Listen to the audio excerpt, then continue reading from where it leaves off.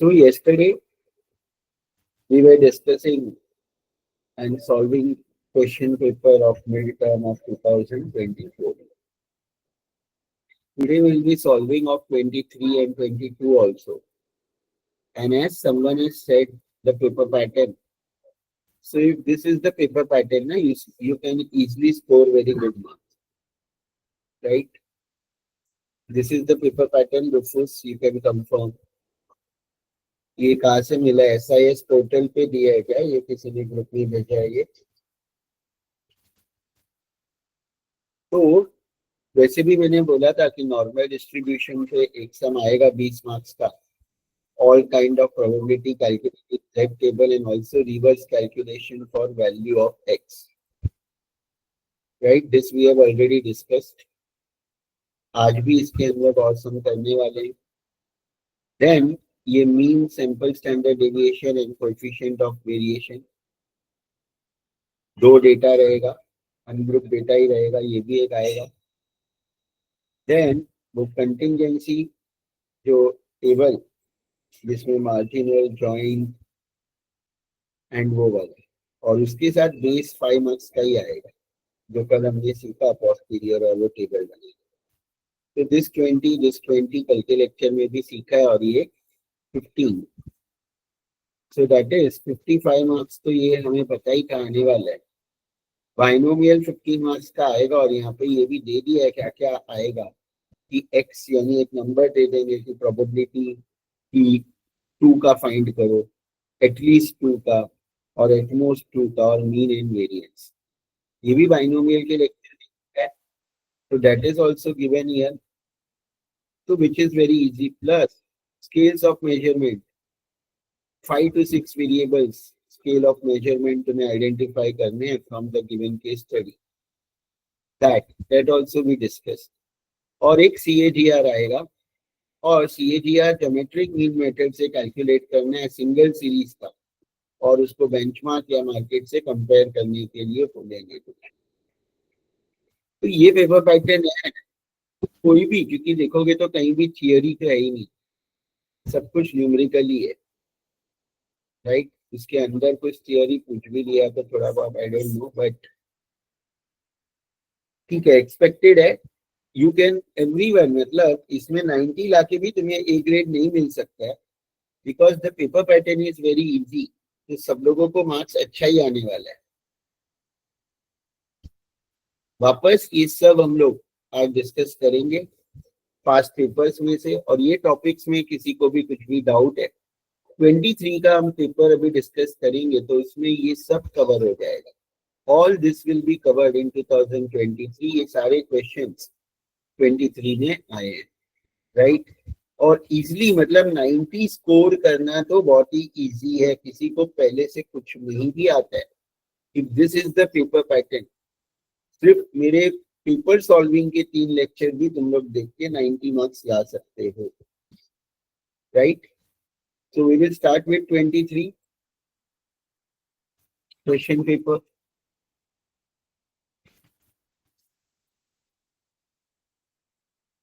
C, this is the question of binomial. कल हमने binomial discuss नहीं किया था, राइट?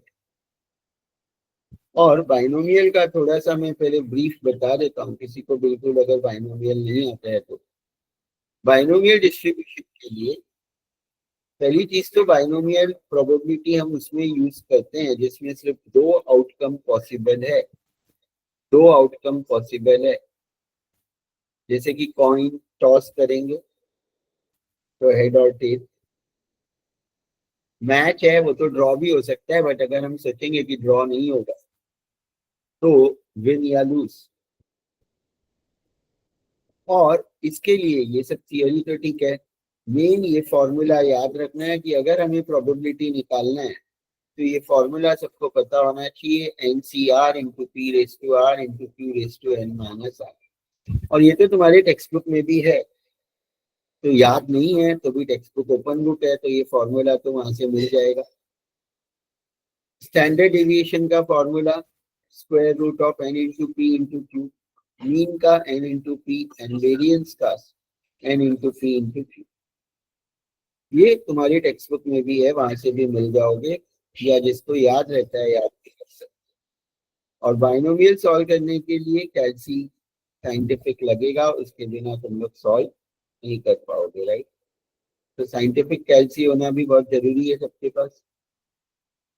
अब इसमें तुम्हें गिवन में क्या दिया रहेगा, एक तो तुम्हें प्रोबेबिलिटी दिया रहेगा जो परसेंटेज में या डेसिमल में होता है, और एक एन दिया होगा, sample size, N is the sample size. ये दो चीज खाली क्वेश्चन से हमें आइडेंटिफाई करना है पहले, ये दो चीज आइडेंटिफाई करना है, और फिर वो लोग प्रोबेबिलिटी पूछेंगे,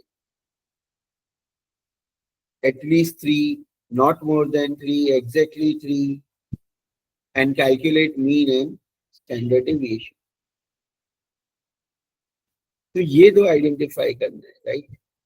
अब ये वाला जो 23 का क्वेश्चन है, क्योंकि ये तो 5 मार्क्स का है, बट तुम लोगों का 15 मार्क्स का आएगा, तो तुम लोगों को टोटल ये 5 चीज पूछने वाले हैं। एक तो probability of exact one number की प्रोबेबिलिटी कि 3 विल बी सिलेक्टेड, या देन एटलीस्ट 3 और 4, एट मोस्ट 2, और मीन एंड वेरिएंस। तो all will be 3 marks each में भी। तो ये 5 चीज पूछने वाले हैं बाइनोमियल में। 23 में 2 चीज तो पूछा है, और बाकी कैसे आ सकता है मैं पूरा बाइनोमियल आज बता दूंगा। तो वो क्वेश्चन में तो फुल 15 कोई भी ला सकता है। अब ये वाला क्वेश्चन अगर देखोगे तो fashion trend online is an ecommerce company that sells women apparel. It is observed that 10% of their customers return the items purchased by them for many reasons, such as size, color and material mismatch. तो 10% customer return करते हैं, तो ये probability किस चीज का है कि customer will return the item, उसका प्रोबेबिलिटी है 10%। तो ये तुम्हारा क्या हो जाएगा, पी हो जाएगा इन दिस क्वेश्चन। और N, on a particular day 20 customers purchased item, तो ये एन हो जाएगा। तो P and N will be given always. तुम लोग लिख के सॉल्व कर सकते हो, इसका सॉल्यूशन तो ऑलरेडी है हमारे पास, और ये फाइल भी मैंने ऑलरेडी शेयर किया है। तो ये P is 0.1 which is given 10%, N is given 20। ये दो चीज क्वेश्चन में दी होगी, उसके बाद Q सबसे पहले निकालना है। Q is nothing 1 minus P, 1 minus P, so that is 1 minus P, 1 minus 0.1, so that will be 0.9। ये हो गया, ये तो हमारा 3 चीजें मिल गई। अब प्रोबेबिलिटी किसका पूछा है, ये मेन है। Probability that a maximum of 2 customer will return the item purchased. Maximum 2 का मतलब 2 से ज्यादा नहीं, और मैक्सिमम की जगह वर्ड क्या हो सकता है, at the most 2, at the most 2, not more than 2, maximum 2। तीनों का मीनिंग सेम है। यस यस, तो मैक्सिमम 2, एट द मोस्ट 2, या नॉट मोर देन 2, ऐसा कोई भी नंबर आएगा तो 0 से लेके जो भी नंबर है वो सबका प्रोबेबिलिटी हमें निकाल के ऐड करना है, राइट। तो ये तो बाइनोमियल ये फॉर्मूला है जो तुम लोग एक बार लिखोगे, N C X into P raise to X into Q raise to N minus X. X बोलो या आर बोलो, क्योंकि R is equal to X लिखा है मैंने, तो X and R that is one and the same. तो R की जगह हम एक्स भी लिख सकते हैं, राइट। मैंने यहाँ पे आर लिखा है, that is one and the same. अब ये फॉर्मूला है, और मैक्सिमम 2 मतलब हमें प्रोबेबिलिटी ऑफ 0, प्रोबेबिलिटी ऑफ 1 और probability of 2। What can be the value of x, 0, 1 and 2। तो तीनों का प्रोबेबिलिटी निकालने, तो ये फॉर्मूला में n तो 20 रहेगा, x पहले 0 लेंगे, x या r यू विल टेक 0। तो यहाँ तक जो है ये प्रोबेबिलिटी ऑफ 0 है, देन प्रोबेबिलिटी ऑफ 1 है, तो x को 1 लिया है, right, in this formula. x और r is one and the same, then 2 लिया है। और ये पूरा तुम साथ में सॉल्व कर सकते हो, अलग अलग भी कर सकते हो और एक एक पार्ट भी कर सकते हो। पहले खाली ये किया, 0 का निकाला तो 0 का इतना आएगा और मिनिमम 4 डिजिट्स तो लेना ही है, minimum 4 digits, 4 decimal places. Then 1 का निकालो और देन 2 का निकालो और बाद में तीनों को ऐड करो। तो जो भी आंसर आएगा उसको इंटू 100 परसेंटेज में तुम कन्वर्ट कर सकते हो।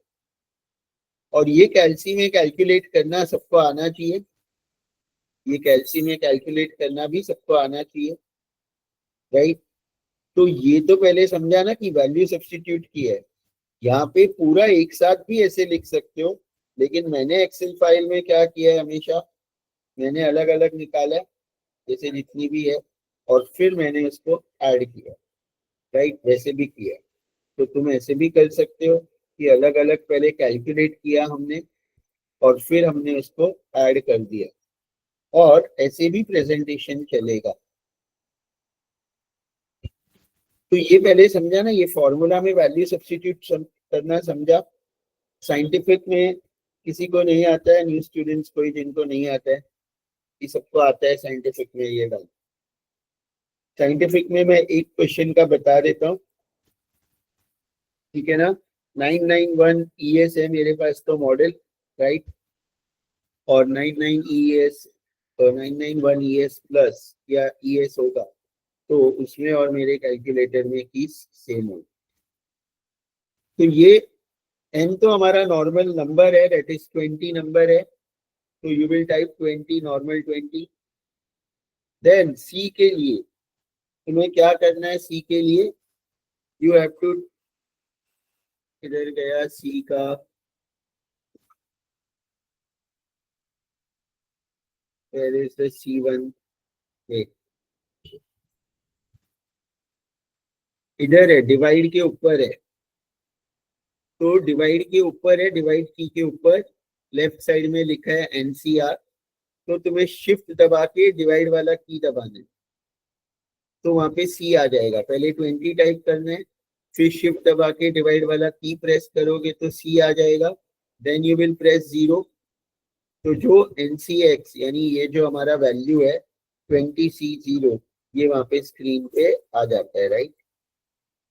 उसके बाद इनटू है normal multiplication, that is 0.1, raise to 0 है, तो रेस टू के लिए x रेस टू y, जो थर्ड लाइन है, थर्ड रो है, उसमें फोर्थ की लॉग के लेफ्ट में x रेस टू एक बॉक्स है, x रेस टू एक बॉक्स है, वो की प्रेस करोगे तो कर्सर पावर में आ जाता है, वहां पे 0 टाइप करोगे, उसके बाद एक right arrow key दबाओगे।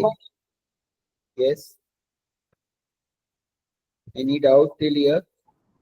No sir. Then right arrow key दबाओगे तो कर्सर नीचे आ जाएगा, then multiplication sign, then 0.9 normal, and then again power के लिए लॉग के लेफ्ट वाला की थर्ड रो में एक्स रेस टू बॉक्स वाला प्रेस करोगे तो पावर में आ जाएगा, और वहां पे तुम्हें क्या टाइप करना है, पावर में 20 माइनस 0, तो इसका आंसर आ जाएगा इक्वल टू, प्रेस करोगे तो नॉर्मल 0.1215766। ऐसे मैंने इतना वाला खाली बताया, और उसके बाद ये इसका वैल्यू निकाल सकते और इसका निकाल सकते। तो ये सबको क्लियर है ना क्या करना है? This is clear to everyone? तो ये आ गया तुम्हारे। अब इसके बाद ये तो था maximum 2, probability that more than 3 customer will return the item purchased by them, more than 3। अब more than 3 क्या होता है? 3 से ज्यादा, तो 3 से ज्यादा मतलब 4 से लेके 20 तक। 3 नहीं आएगा रुफुस, क्योंकि वहां पे लिखा है more than 3, not at least 3। At least 3 है तो 3 या 3 से ज्यादा, मोर देन 3 मतलब 3 से ज्यादा, तो 3 विल नॉट बी इंक्लूडेड। तो 4 to 20, तो 4 to 20 का निकाल के ऐड करोगे तो बहुत टाइम लगेगा। तो क्या कर सकते हैं हम, उल्टा कर सकते हैं। जब भी मोर देन है या एटलीस्ट है, तो अभी क्या करना है, मोर देन 3 में हमें चाहिए 4 to 20, तो 4 to 20 नहीं करना है, 4 to 20 के अलावा क्या बचा, 0, 1, 2 और 3 बचा। हमें ग्रेटर देन 3 चाहिए, राइट, या ग्रेटर देन और इक्वल टू 3 चाहिए कभी भी। तो हम क्या करेंगे, ग्रेटर देन चाहिए तो 1 माइनस प्रोबेबिलिटी लेस देन 4। इसका मतलब ग्रेटर देन 3 में कौन सा आएगा, 4 to 20 आएगा नंबर, तो 0, 1 और 2 और 3 नहीं आएगा। तो हमें 0, 1, 2, 3 का निकालेंगे प्रोबेबिलिटी, और इन चारों का जो टोटल है वो 1 में से माइनस कर देंगे, तो हमें 4 से लेके 20 तक का मिल जाएगा। ये ग्रेटर देन 3 है, मोर देन 3। अगर एटलीस्ट होगा, एटलीस्ट, तो हम क्या लिखते हैं, प्रोबेबिलिटी ग्रेटर देन और इक्वल टू 3 लिखेंगे। एटलीस्ट है तो एटलीस्ट में क्या लिखना है, जो भी नंबर है प्रोबेबिलिटी ग्रेटर देन और इक्वल टू दैट नंबर, और फिर उसमें वो नंबर माइनस नहीं करना है, उससे कम। तो एटलीस्ट 3 होता तो हम सिर्फ 0, 1 और 2 माइनस करेंगे, और अगर ग्रेटर देन 3 है या मोर देन 3 है तो 0, 1, 2 और 3 सब माइनस करेंगे फ्रॉम द 1, तो you will get the answer. 4 digit लिखना है, याद रखना है, मिस्टेक नहीं करना है। 0.1329 और परसेंटेज में कन्वर्ट करने के लिए इंटू 100। और तुम लोगों को आने वाला है एटलीस्ट वाला, तो आएगा ही। एटलीस्ट वाला तो यहाँ पे दिया ही है कि एटलीस्ट, तो एटलीस्ट में हमेशा अपोजिट मेथड से जाना है, जैसे कि यहाँ पे भी था, at least 3 of them have used a discount broker। तो x का वैल्यू क्या हो सकता है, 3 से लेके 9 तक हो सकता है।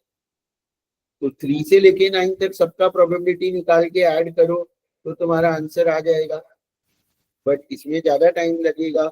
तो हम उल्टा करते हैं, जब भी एटलीस्ट या मोर देन है कि 3 से लेके 9 तक, तो कौन से नंबर नहीं इंक्लूड हुए, 3 से कम कौन से नंबर बचे, 0, 1 और 2। तो हम क्या करेंगे, 1 में से 0, 1 और 2 का प्रोबेबिलिटी माइनस कर देंगे, तो भी हमें हमारा आंसर मिल जाता है। वही यहाँ पे किया है, यहाँ ग्रेटर देन 3 था तो 3 भी माइनस किया, वहां एटलीस्ट 3 था तो सिर्फ 0, 1 और 2 माइनस होगा। क्लियर है, ये क्लियर है सबको, एटलीस्ट वर्ड आएगा तो क्या करना है, क्लियर है, एनी डाउट इन दिस। अब इसी में अगर पूछेंगे कि find what is the probability that exactly 10 customer will return the item purchase, exactly 10 customer, तो अभी बताओ क्या, किसका प्रोबेबिलिटी निकालोगे तुम लोग, exactly 10 customer. P of x equal to 10. Yes, x is equal to 10। तो अब सब कैलकुलेट करो और मुझे आंसर बताओ, और मैं भी कैलकुलेट कर रहा हूँ, यानी x को 10 लेना है, x को 10, ये फॉर्मूला में n और p और q तो इधर दिया है वही रहेगा। तो सब लोग चेक भी करो कि तुम लोगों को कैलकुलेट करना आ रहा है या नहीं आ रहा है। x को 10 लेना है तो एग्जैक्टली 10 है, तो एक वो आने वाला है तुम लोगों को। सो 20c10 into p, that is 0.1 raised to 10, then into 0.9 raised to 20 minus 10।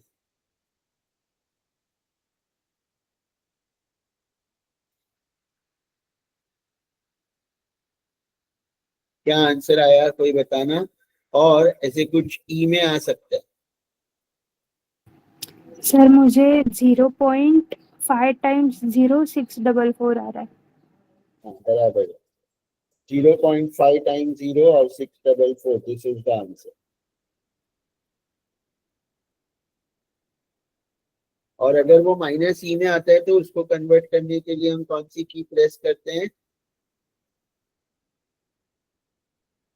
कभी कभी वो वैसे आता है ना 6.44 इंटू 10⁻⁻⁵। Shift plus English. कौन सा हम लोग प्रेस करते हैं?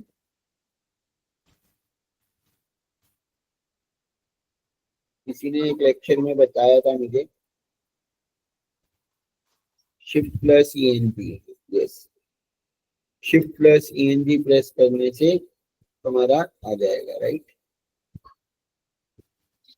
ठीक है, अगर वो 6.44 इंटू 10⁻⁻⁵ किसी का आ रहा है तो, या -6, तो ये क्लियर है सबको। तो क्या क्या आने वाला है बाइनोमियल में? एक जो मैंने बोला एग्जैक्टली वो, एक एटलीस्ट, एक एटमोस्ट, और मीन एंड वेरिएंस। अब इस क्वेश्चन में मीन एंड वेरिएंस निकालना है, तो मीन कैसे निकालोगे? मीन का फॉर्मूला क्या है? n into P. n into p।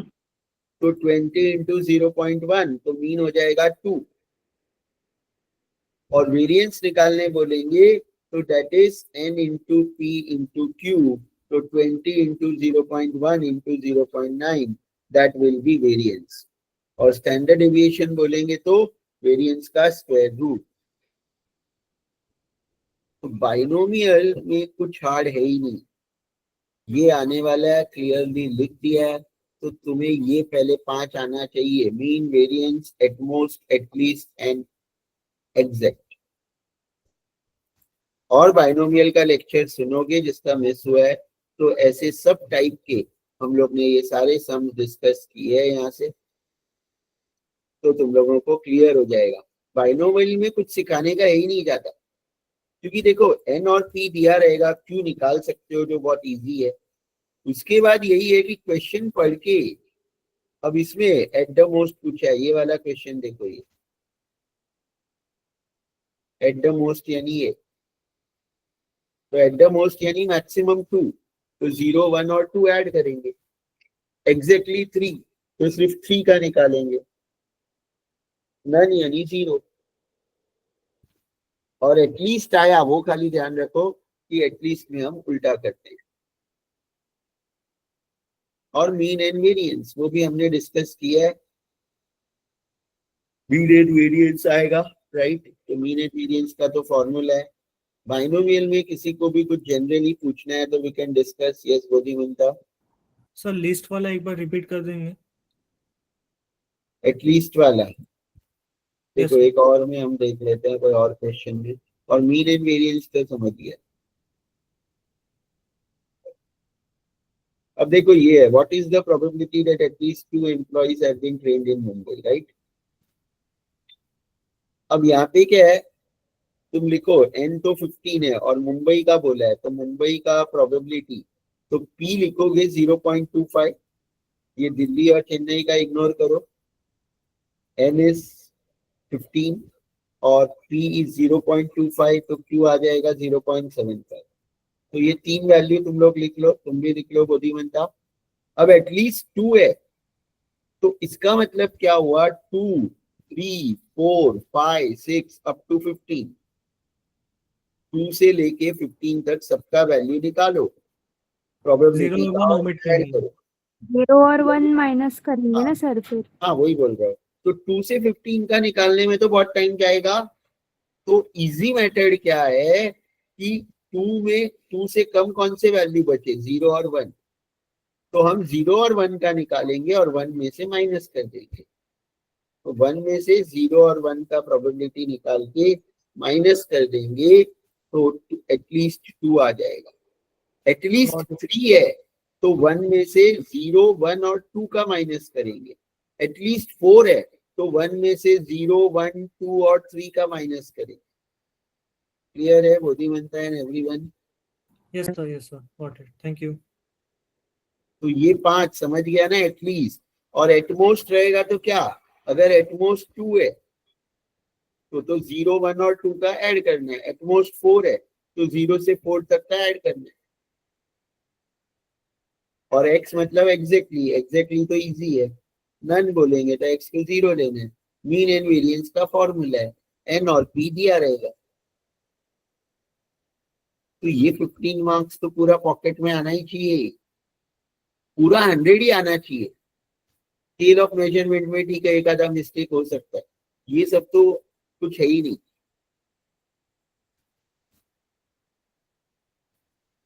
Being human, चलो एरर हो सकता है, तो भी 90 से कम तो मुझे लग ही नहीं रहा है कि इस पेपर में आएगा।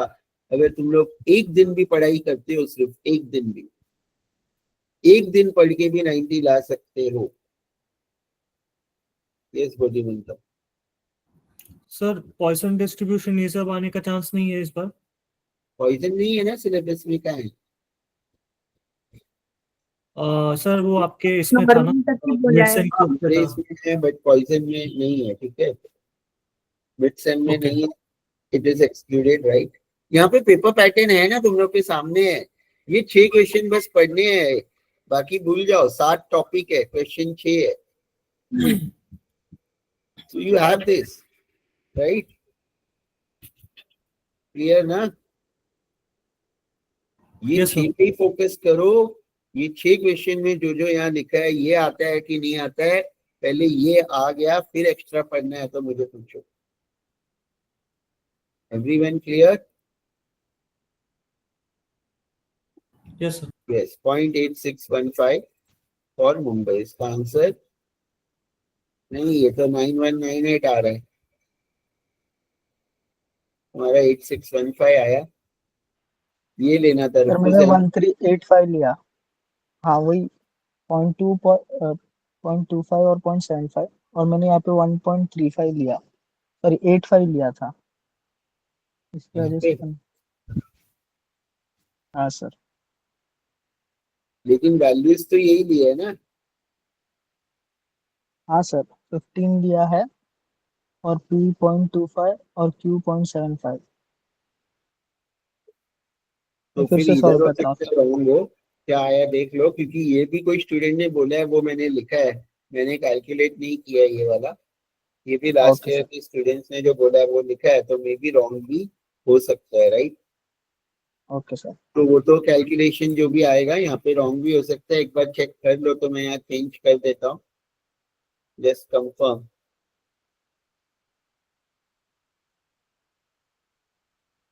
सो बाइनोमियल तो किसी को हार्ड लग रहा है जो भी प्रेजेंट है स्टूडेंट्स? कुछ डाउट है? Anyone, anything? Aditya, Ayesha, Bodhimanta, Chinmayi, Prakhar, Rufus, Sagar, Shikha, no Sonam sir. And Vishal. No sir. Full score करो प्लीज, बीए में तो एटलीस्ट कोई एक्सक्यूज नहीं होना चाहिए कि यार मेरा पेपर हार्ड था, मेरे को टाइम नहीं मिला। जिसको आज तक टाइम नहीं मिला, एक दिन पढ़ के भी मैं बोल रहा हूँ ला सकते हो।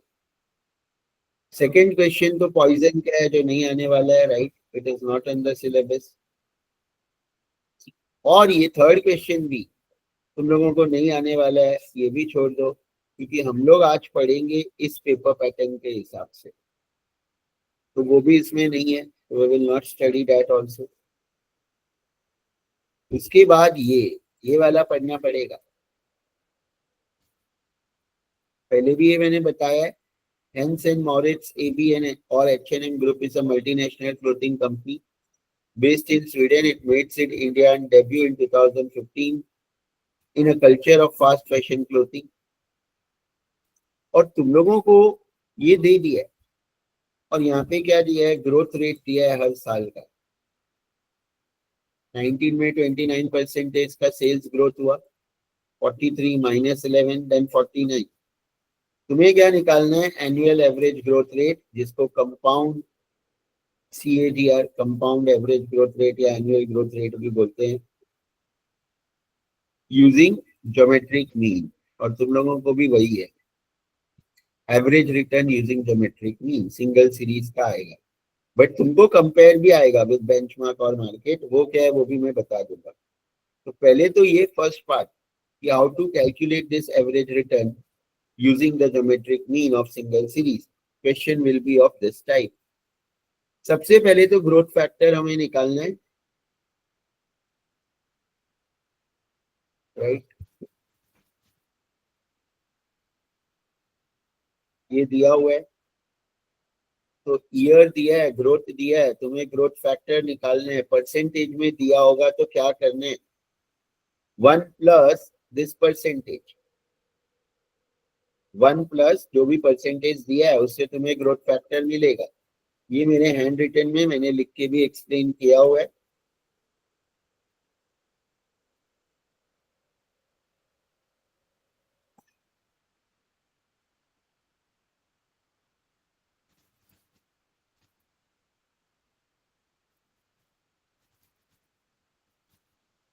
वन प्लस 10% था तो 1 प्लस 0.1। डिक्लाइन है, माइनस है तो माइनस करोगे, या डिक्लाइन है तो वैसे ही ये 1 प्लस 0.29, क्योंकि 29% मतलब 29/100, दैट इज 0.29। 43/100 तो 0.43, 1 प्लस 0.43। ये माइनस है तो 1 माइनस 11/100 तो 1 माइनस 0.11। 1 प्लस 0.49, ये तो तुम लोग के सीईसी में भी आया होगा, तुम लोग ने किया भी होगा, सबको आता भी होगा। ग्रोथ फैक्टर निकालने हैं, और ज्योमेट्रिक मीन क्या होता है, जितने भी ग्रोथ फैक्टर है सबको मल्टीप्लाई करो, ये फॉर्मूला है। 4 है तो growth factor 1 into growth factor 2 into growth factor 3 into growth factor 4 whole raise to 1/4। Whole raise to 1/4 ले सकते हो, या fourth square root, fourth root. यहाँ पे फॉर्मूला लिखा हुआ है, या तो ऐसे लिखो या ऐसे लिखो, दोनों से आंसर सेम आएगा।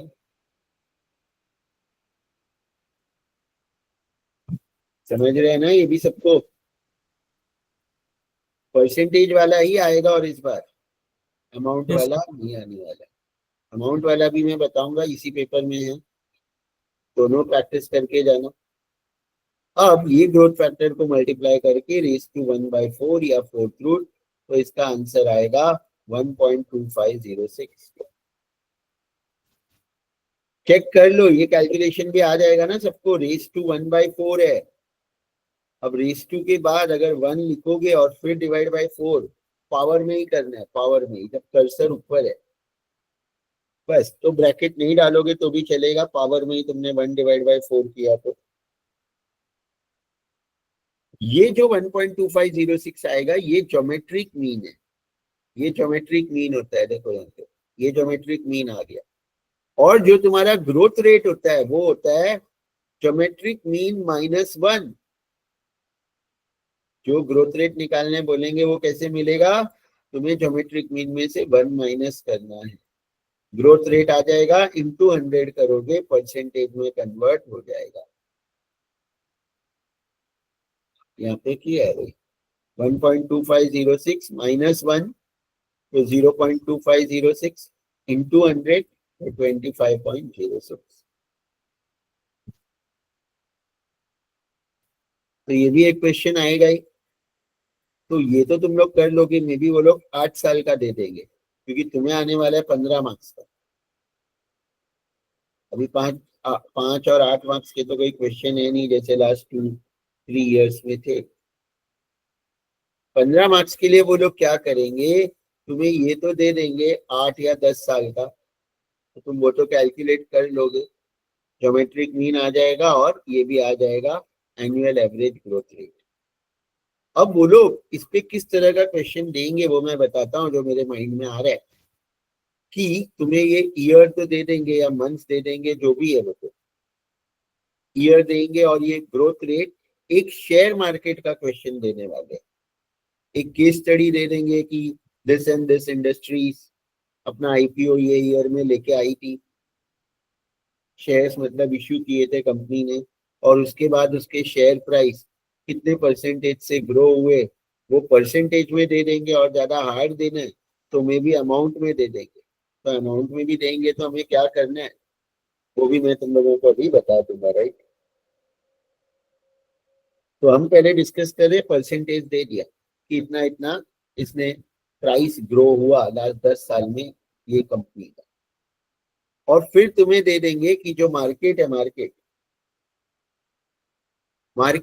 का भी या तो परसेंटेज 10 साल का दे देंगे, या मार्केट का ये एनुअल एवरेज ग्रोथ वो लोग कैलकुलेट करके ही दे देंगे कि जो निफ्टी है या सेंसेक्स है उसका एनुअल एवरेज ग्रोथ रेट कितना है। निफ्टी सेंसेक्स को हम बेंचमार्क बोलते हैं, बेंचमार्क। तो यहाँ पे बेंचमार्क का मतलब स्टैंडर्ड। तो स्टैंडर्ड या तो वो लोग डायरेक्ट दे देंगे, या हो सकता है कि रिलायंस का 10 साल का परसेंटेज दिया है और निफ्टी या सेंसेक्स का भी 10 साल का परसेंटेज दिया है।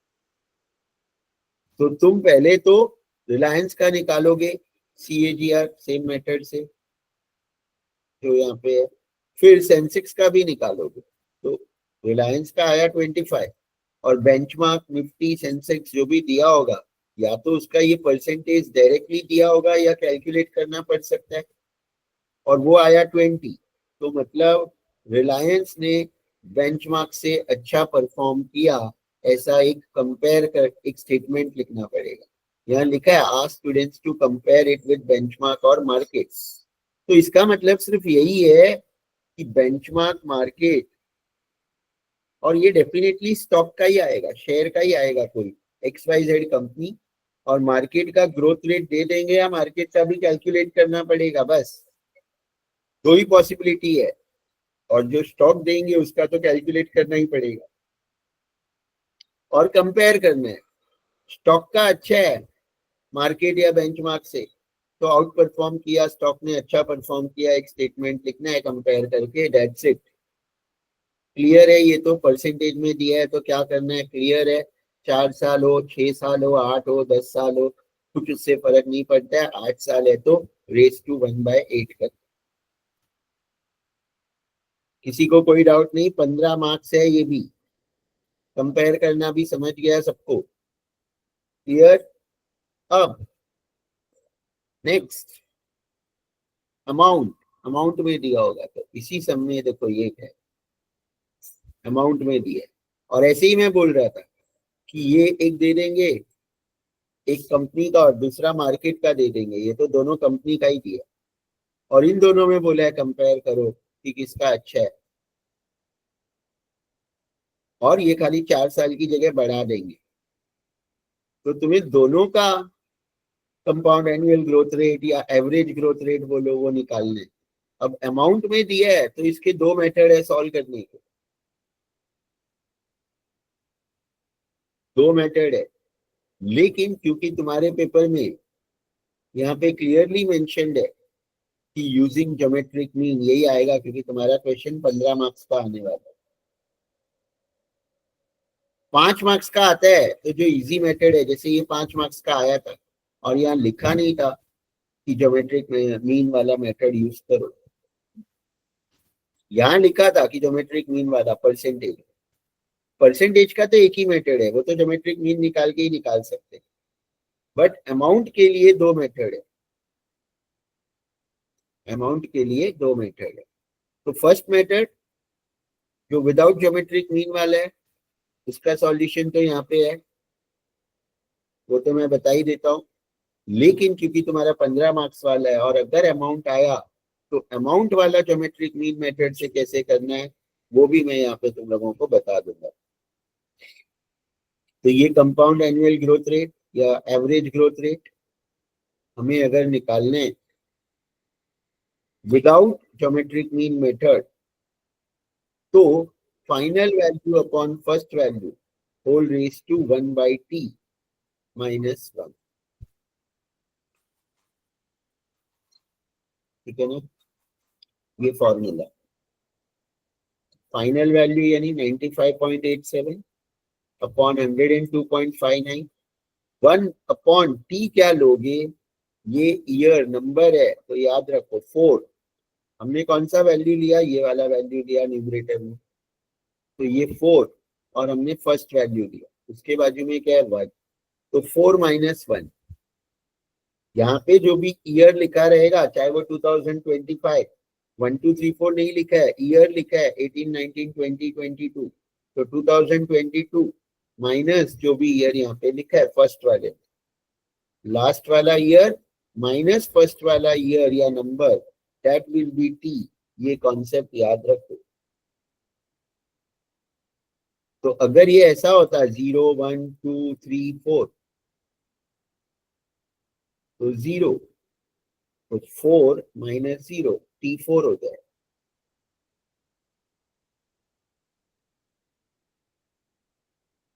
लास्ट में जो भी नंबर है माइनस फर्स्ट में जो भी नंबर है ये ईयर वाले में, वो तुम्हारा टी होगा। क्लियर है ना सबको? कुछ कंफ्यूजन नहीं रखना है और कोई मेथड कोई लॉजिक याद नहीं रखना। तो ये तो आ गया, सी ए दिया। बट इसको ज्योमेट्रिक मीन से निकालना है, तो कैसे निकालो? आता है किसी को ज्योमेट्रिक मीन से? अमाउंट में दिया है तो निकालना। शिखा, रुफुस, चिन्मय, यस सर। का वो मुझे एक्सेल में बताना पड़ेगा। कैसे निकालेंगे बताओ तुम। ये जो अभी अमाउंट है ना, इससे पहले ग्रोथ फैक्टर निकालेंगे हम, इसको डिवाइड करके, ये और फिर उसके ये बाद हम जीएम निकालेंगे, फिर उसको 1 से माइनस करेंगे तो एवरेज ग्रोथ रेट मिल जाएगा हमें। तो मैं बता देता हूँ सॉल्व करके। शिखा को तो आता ही है, रुफुस को भी आता होगा, और किसको किसको आता है? चिन्मय, रूफस स्मार्ट है, वो बोलता नहीं है बस। वो सुनता ज्यादा है, बोलता कम है। और मेरे को बोलने की आदत ज्यादा है। मैं बहुत टॉकेटिव हूँ वैसे, अभी तो मैं पढ़ा रहा हूँ, ठीक है। पर्सनली कभी तुम लोग मिलोगे ना तो मैं बहुत बात करता हूँ। अब यहाँ पे देखो, ये हम लोग पहले नेस्ले लिमिटेड का करेंगे। नेस्ले का शिखा ने तो बता ही दिया, लेकिन सॉल्व करके एक मैं बता देता हूँ ताकि सबको आ जाइए।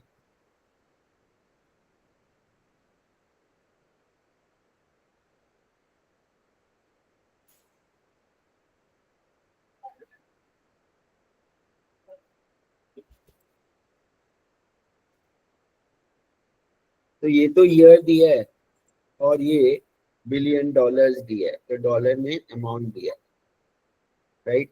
तो हम ग्रोथ फैक्टर कैसे निकालेंगे? ग्रोथ फैक्टर कैसे निकालेंगे ये मैंने वैसे तो एक लेक्चर में बताया था पहले भी। तो 102.59, 95.73, 96.05, 95.87। अब हमें ग्रोथ फैक्टर निकालना है, तो हम क्या करेंगे? Current amount divide by previous amount. तो इसमें हम क्या करेंगे? अभी फर्स्ट ईयर का तो हम निकाल नहीं सकते। जो भी जीरो है, जो भी फर्स्ट रहेगा, चाहे वो जीरो है या 2018 है या जो भी ईयर है, उसमें तुम्हें हमेशा डैश ही डालना पड़ेगा। फर्स्ट का हम नहीं निकाल सकते ग्रोथ फैक्टर। सेकंड का निकालना है तो this current amount divide by the previous amount.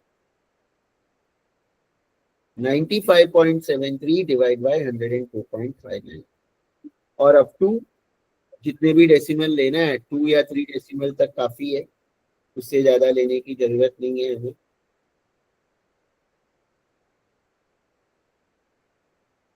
फिर यहाँ पे कैसे आएगा? दिस 96.05 डिवाइड बाय 95.73,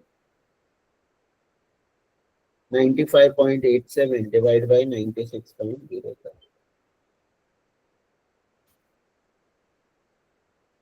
क्लियर है सबको ग्रोथ फैक्टर कैसे निकालना है? अब ज्योमेट्रिक मीन का तो वही फॉर्मूला कि जो भी ग्रोथ फैक्टर जितने भी है उसको मल्टीप्लाई करो,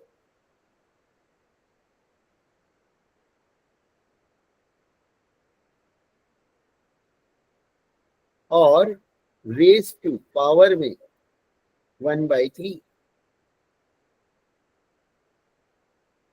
3 नंबर है, 3 ग्रोथ फैक्टर है। तो यहाँ पे जब देखो ये वाले फॉर्मूला में ना, तुम्हें ईयर क्या लेना है वो सब नहीं, कि ईयर 4 है वो सब नहीं देखना।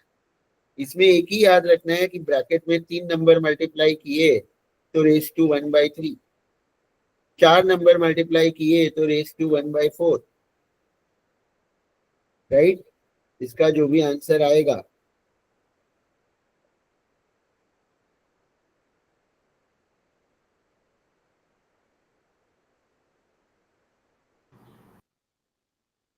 सर 1.003 क्यों दिया? 1.03 होना चाहिए ना क्या बोल रहे हो? सर? 1.03 होना चाहिए ना?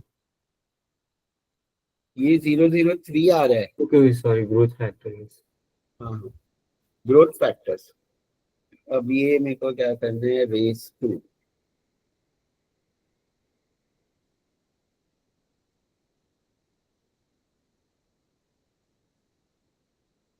तो मेरा इतना आ रहा है answer, geometric mean is my 0.97767।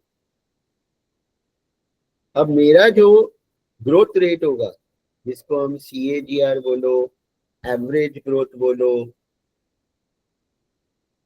कुछ भी नाम है ये, ठीक है ना, तो वो क्या हो जाता है, GM -1, GM -1।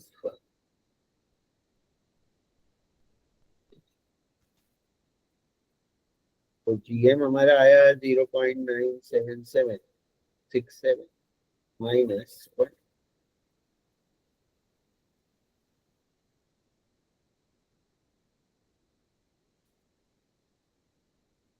is -0.0223। और इसको परसेंटेज में कन्वर्ट करोगे तो इंटू 100, तो -2.23%। और दोनों मेथड से सेम ही आता है आंसर, वही आया है।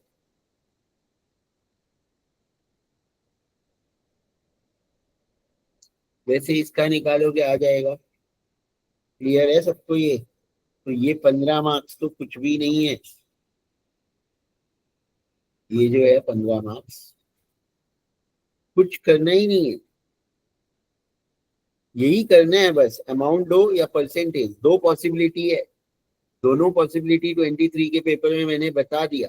यहाँ खाली 4-4 साल दिया है, वहां पे ज्यादा साल दे सकते हैं। और मैंने ये भी बता दिया, एक शेयर और एक मार्केट देंगे, मार्केट का भी निकालोगे, कंपेयर करोगे, फिर लिखोगे कि शेयर ने मार्केट को आउट परफॉर्म किया या नहीं किया। यस सोनम? सर ये formula for growth rate, percent increase is equals to new value minus old value upon old value into 100 से निकाल सकते वो भी निकाल सकते हो, बट उसके बाद फिर ग्रोथ फैक्टर निकालना पड़ेगा। वो तो तुम परसेंटेज निकाल रहे हो ना, हैं। हाँ परसेंटेज में उसके बाद ग्रोथ फैक्टर के लिए 1 तो + उसमें तो स्टेप्स ज्यादा हो जाएगा ना। जो तुम बोल रहे हो वो भी राइट है, वैसे भी कर सकते हैं, उससे भी आंसर सेम ही आएगा आंसर। तुम ये बोल रहे हो कि दिस माइनस दिस, है ना, न्यू और value minus old value upon old value into 100, फिर जो आएगा कितना आएगा उसको आंसर, और फिर उससे ग्रोथ फैक्टर हम निकाल सकते निकाल सकते हैं। हैं, राइट। और फिर divide by old value 100 this E28। तो ये हमारा आ जाता है परसेंटेज में, दैट इज इतना, है ना। और फिर ये नेगेटिव है, तो ये आएगा हमारा 1 + दिस। तो ये हमारा डेसिमल में करेंगे तो, है ना, ग्रोथ फैक्टर। तो ग्रोथ फैक्टर यानी इसको डिवाइड बाय 100 करेंगे तो 0.9283 आ जाएगा, राइट। ये भी राइट ही है ना सर, ये ये मेथड से राइट है, यहाँ 9333 आया है, यहाँ 9283 आया है, थोड़ा सा फर्क आ रहा है, बट ये मेथड भी राइट है, ठीक है। बट इतना लॉन्ग कट मेथड क्यों करना है, इसमें तो ज्यादा टाइम लगेगा। यस राइट है, बट ये वाला बेस्ट है ना, राइट। ये वाला मत फॉलो करना, क्योंकि टाइम ज्यादा लगेगा और टाइम की भी वैल्यू है। 6 क्वेश्चन 120 मिनट्स, तो ऐसे एक क्वेश्चन को 20 ही मिनट है। पेपर हो जाता है बीए का, बचेगा नहीं, क्योंकि तुम लोगों को 2 ही सेक्शन है। लास्ट ईयर थोड़ा टफ था क्योंकि 3 सेक्शन थे, तो सबका होना कंप्लीट नहीं था। 20 मिनट में तो ये सारे क्वेश्चन कर ही सकते हो आराम से, इतना कुछ हार्ड है नहीं। किसी को 10 मिनट में हो गया कोई क्वेश्चन, तो दूसरे क्वेश्चन पे ज्यादा टाइम भी लगेगा। तो ये क्लियर है CAGR GM। ये बाइनोमियल क्लियर है, 30 मार्क्स तो सबको क्लियर है, हमने ये दोनों आज डिस्कस किया। ये दोनों टॉपिक में किसी को भी कोई भी क्वेश्चन है, कुछ डाउट है तो पूछ सकते हो पहले। सर यस वो ग्रोथ रेट वाले में अगर डेटा में परसेंटेज दिया है हाँ। तो उसमें हम क्या बोलते हैं 1 माइनस अमाउंट बाय 100 करेंगे, राइट? जो भी डेटा दिया रहेगा परसेंटेज में, minus plus sorry plus plus sorry 1 plus that percentage upon 100, 10% है तो 10 अपॉन 100 है ना। और अमाउंट दिया है तो new amount divided by old amount. हाँ, लेकिन माइनस कब कर रहे हैं? जब डिक्लाइन है या परसेंटेज नेगेटिव में दिया है, जैसे कि इधर ये परसेंटेज नेगेटिव में दिया है ना, हाँ तो फिर माइनस किया हमने 1 में से। हाँ ओके। तो बस ये 15 मार्क्स, ये दो में से ही पॉसिबिलिटी है, दो सम हो गए, बट इसको ये वाला फॉर्मूला नहीं यूज कर, ऐसे करनी ग्रोथ फैक्टर निकाल के जो मैंने यहाँ पे बताया, राइट? तो ये भी सबको क्लियर है, राइट? अब हमारा ये क्लियर हो गया, CAGR बाइनोमियल क्लियर हो गया। अब नेक्स्ट सम इसमें कौन सा है 23 के पेपर में, वो वाला टॉपिक हम देखते हैं। वेटेड एवरेज तो आएगा नहीं सर, ये भी तुम लोगों को अभी नहीं है, ये ठीक है। अब ये वाला स्केल्स ऑफ मेजरमेंट, ये भी हमने डिस्कस तो किया था बुक माई शो का भी। स्केल्स ऑफ मेजरमेंट के लिए थोड़ा मैं ब्रीफ में वापस बता देता हूँ, इसका अलग से लेक्चर है ही जो तुम लोग सुन लेना, डिटेल में तो हमने उसमें काफी डिस्कस किया है। 4 स्केल होते हैं, ये तो अभी तक सबको पता ही होगा, right? Nominal, ordinal, interval, ratio. Nominal ordinal attribute से रिलेटेड है, क्वालिटी कैरेक्टरिस्टिक से रिलेटेड है, इंटरवल और रेशियो न्यूमेरिक डेटा, राइट, उससे रिलेटेड है। और नॉमिनल में क्या याद रखना है? Classification and categorization, and nominal is the lowest level of data measurement. Classification, only categorization on the basis of any variable। यहाँ पे एग्जांपल इसके दिए ही है, ये सब ये वाला पढ़ लो, ये वाला याद रखो। Basis of gender, religion, एथेंसिटी, geographic location, place of birth, Aadhaar number है, टेलीफोन नंबर है, रोल नंबर है तुम्हारा IBS का, वो सब भी नॉमिनल डेटा है। नंबर है तो उसको इंटरवल या रेशियो ट्रीट मत कर लेना। पिन कोड, जिप कोड, अब ये तो तुम्हें याद रखो कि ये सब तो नॉमिनल है, इधर इतने एग्जाम्पल है। Only classification. ऑर्डिनल में क्लासिफिकेशन के अलावा रैंक और order is also important. Rank और ऑर्डर और रैंक इज ऑल्सो इम्पोर्टेंट। ये वर्ड खाली याद रखो। तो एक जो है रेटिंग, लिकर्ट स्केल रेटिंग जो होता है वो, प्लस 100 मीटर में फर्स्ट सेकंड थर्ड आए वो, ये नंबर है, बट जो फर्स्ट आया उसको हमने क्लासिफाई किया है कि वो जीता है। और ये वाला इस तरह वाला ऑर्डिनरी होता है।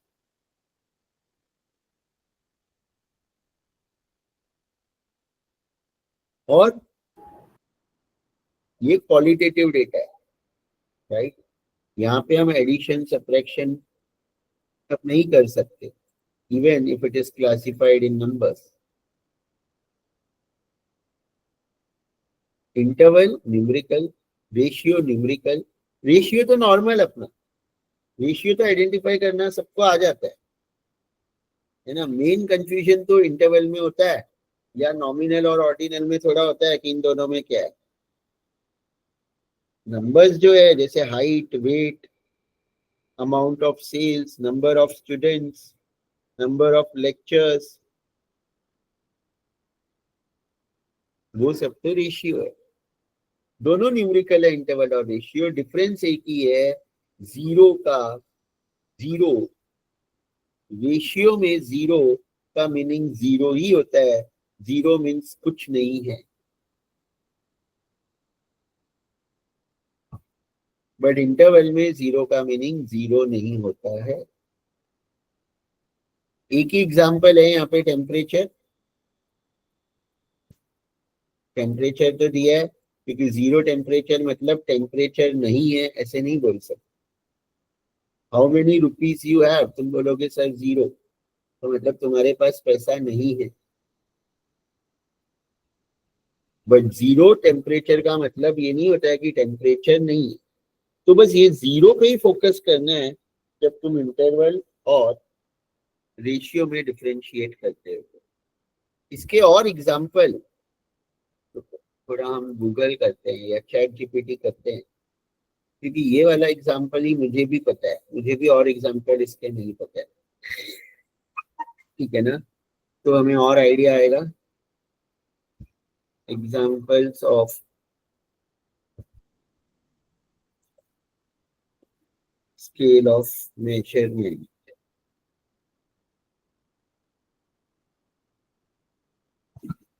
देखो जीरो पे ही फोकस करना, टेम्परेचर का तो सबसे पहले ही दिया है चैट जीपीटी ने भी।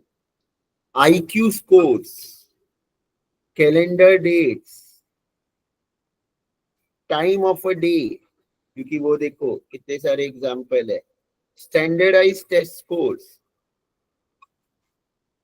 ये सब not interval. Kelvin temperature ratio होता है क्योंकि उसका एब्सोल्यूट जीरो होता है। हाइट वेट इनकम रेशियो होता है।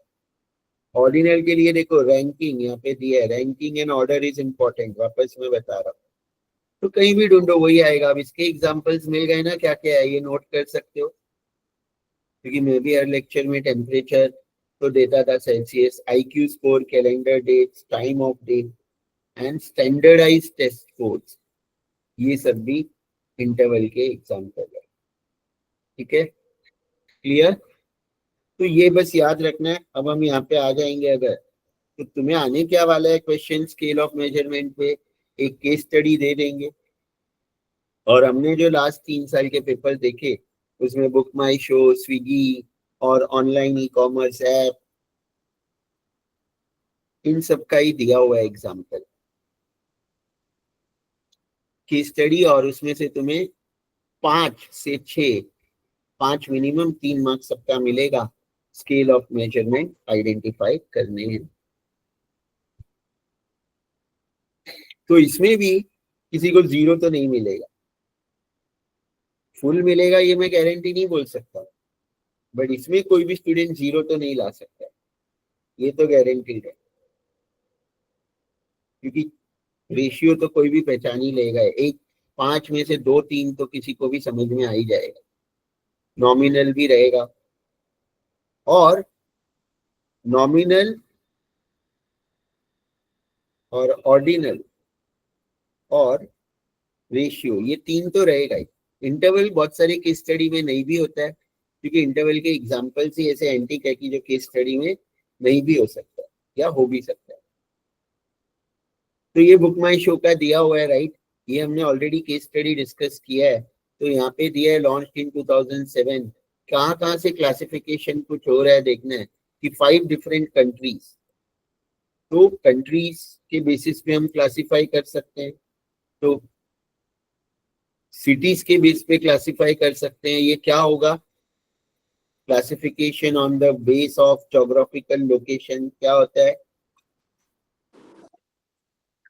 क्या होता है, ओनली क्लासिफिकेशन है ना,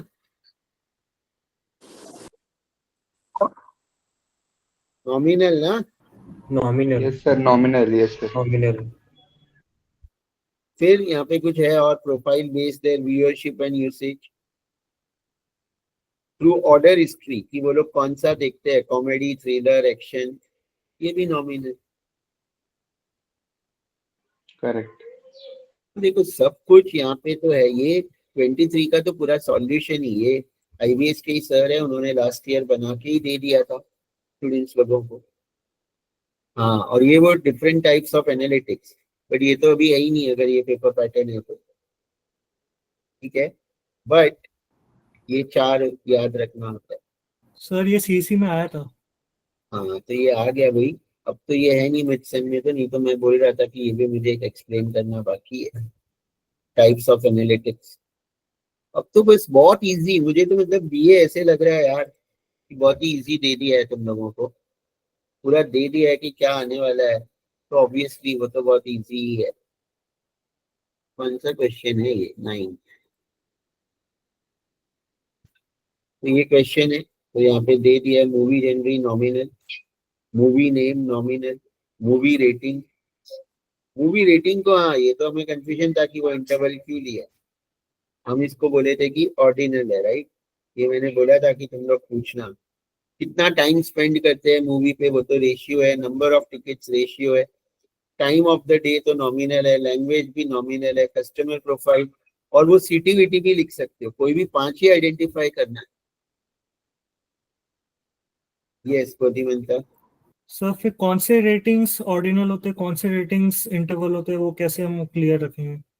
ये मैं तो हमेशा रेटिंग को ना ऑर्डिनली लेता हूँ, ये मैंने कल भी तुम्हें बताया था, और मुझे आज तक समझा ही नहीं कि ये वाला क्वेश्चन हो, ये फिर ऊपर चैट जीपीटी को पूछते हैं, ठीक है ना। रेटिंग पॉइंट में भी आ सकती है तो ऑर्डिनल हो सकता है, इसलिए ना sir.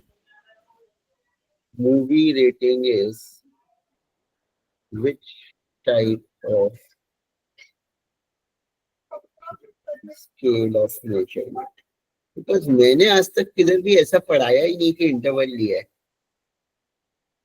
Is not as good as one rated, difference rating not equal, तो वाई ऑर्डिनल देखो, ऑर्डर मैटर्स, अनइक्वल इंटरवल्स होता है ना,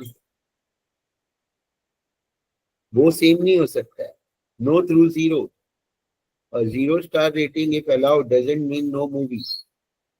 तो अगर 0 भी अलाउड है तो वो इंटरवल ले सकते हैं, उसका 0 का मीनिंग 0 नहीं हो सकता है। देखो यहाँ लिखा है if movie rating were collected as numeric score with equal intervals, और 0 का मीनिंग 0 नहीं है तो वो इंटरवल हो सकता है। जनरली तो क्या होता है कि मूवी रेटिंग का जो डिस्टेंस है वो इक्वल नहीं होता है, बट इंटरवल में डिस्टेंस इक्वल होना चाहिए। तो यहाँ पे हम पढ़ लेते हैं कि एक्चुअल में क्या लिखा है वो रेटिंग के बारे में। The value mentioned in the parenthesis against the movie names are the rating given by the customer on a scale of 1 to 10. but देखो 1 to 10 का मतलब, अब किसी ने 3 दिया है और 4 दिया है तो उसका डिस्टेंस 1 है, लेकिन किसी ने 4 दिया और 5 दिया है तो उन दोनों के माइंड में भी वही डिस्टेंस है क्या? नहीं, वो डिस्टेंस जरूरी नहीं है इक्वल होगा। तो देखो दोनों पॉसिबिलिटी यहाँ पे दिया है, बट वो इंटरवल कब होगा? जब 0 भी अलाउड है प्लस, बट यहाँ तो 0 अलाउड नहीं है, यहाँ तो केस स्टडी में लिखा है कि 1 to 10 है, तो ये इंटरवल नहीं हो सकता है। मे बी सर ने बाय मिस्टेक लिख दिया है, क्योंकि 0 होना चाहिए ना इंटरवल में, तो it can not be interval because rating clearly दिया है कि 1 to 10। और ये अभी हमने चैट जीपीटी किया, क्लियर है ना कब इंटरवल हो सकता है? सब 0 से रेटिंग लेंगे। क्लियर? Got it sir. तो यहाँ पे देखो 0 to 100 है तो वो इंटरवल, स्टार रेटिंग है ऑर्डिनल, डिपेंड्स ऑन इंटरप्रिटेशन। इसलिए देखो ये दे दिया है कि दोनों पॉसिबिलिटी है कि हम उसको इंटरप्रेट कैसे करते हैं।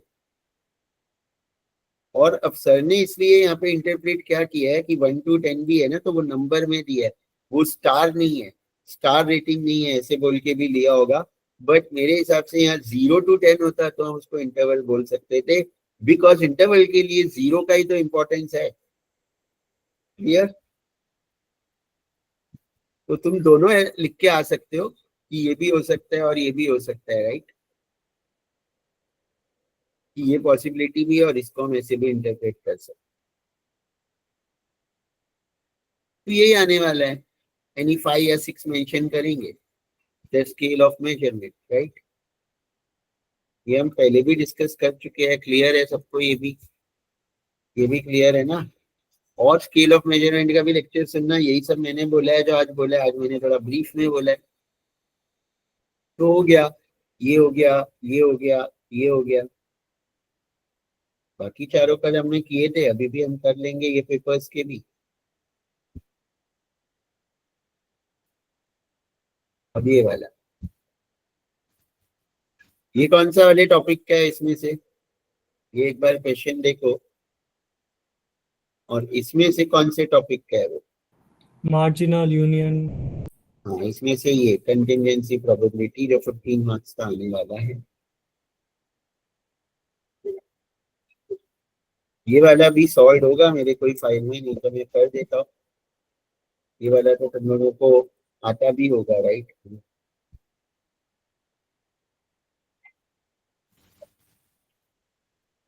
ये कौन सा है? 23। अच्छा, ये तो सॉल्व है हमारे पास। तो पहले तो क्या करना है, अब देखो, मेल फीमेल दे दिया, breakfast lunch dinner snack, total नहीं दिया था, तो पहले टोटल लेना पड़ेगा। क्वेश्चन पेपर पे ही लिखो, या तुम अपने आंसर शीट पे पहले नंबर्स लिखो और नंबर्स का total low, 100 male and 100 female. तो हमें ये टोटल भी बनाना पड़ेगा, राइट? अब तुम लोग बनाओ इसका प्रोबेबिलिटी मैट्रिक्स। सारे नंबर को 200 से डिवाइड करना है, क्योंकि 200 is the grand total. Probability matrix बनाओ। चलो सब लोग सेल्फ प्रैक्टिस करो, ये मैं यहाँ पे एक्सप्लेन कर रहा हूँ, तुम लोग बनाओगे सब। और अप टू 2 डेसिमल प्लेसेस ही लेना है, अप टू 2 डेसिमल प्लेसेस ही लोगे, क्योंकि इसमें 2 डेसिमल तक ही आएगा। 18 डिवाइड बाई 200,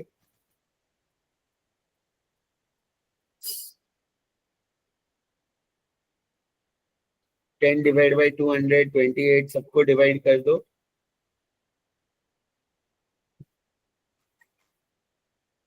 प्रोबेबिलिटी मैट्रिक्स बना लो, फटाफट बना रहे हो? कौन कौन बना रहे हो? You all are preparing probability matrix। तो मैं वेट करता हूँ, बना रहे हो कोई, कि सब लोग खाली ऐसे ही समझ रहे हो? ऐसे ही समझ रहे हो तो फिर मैं बता देता हूँ डायरेक्ट। सर बना रहे थे सर। ठीक है, बनाओ तो।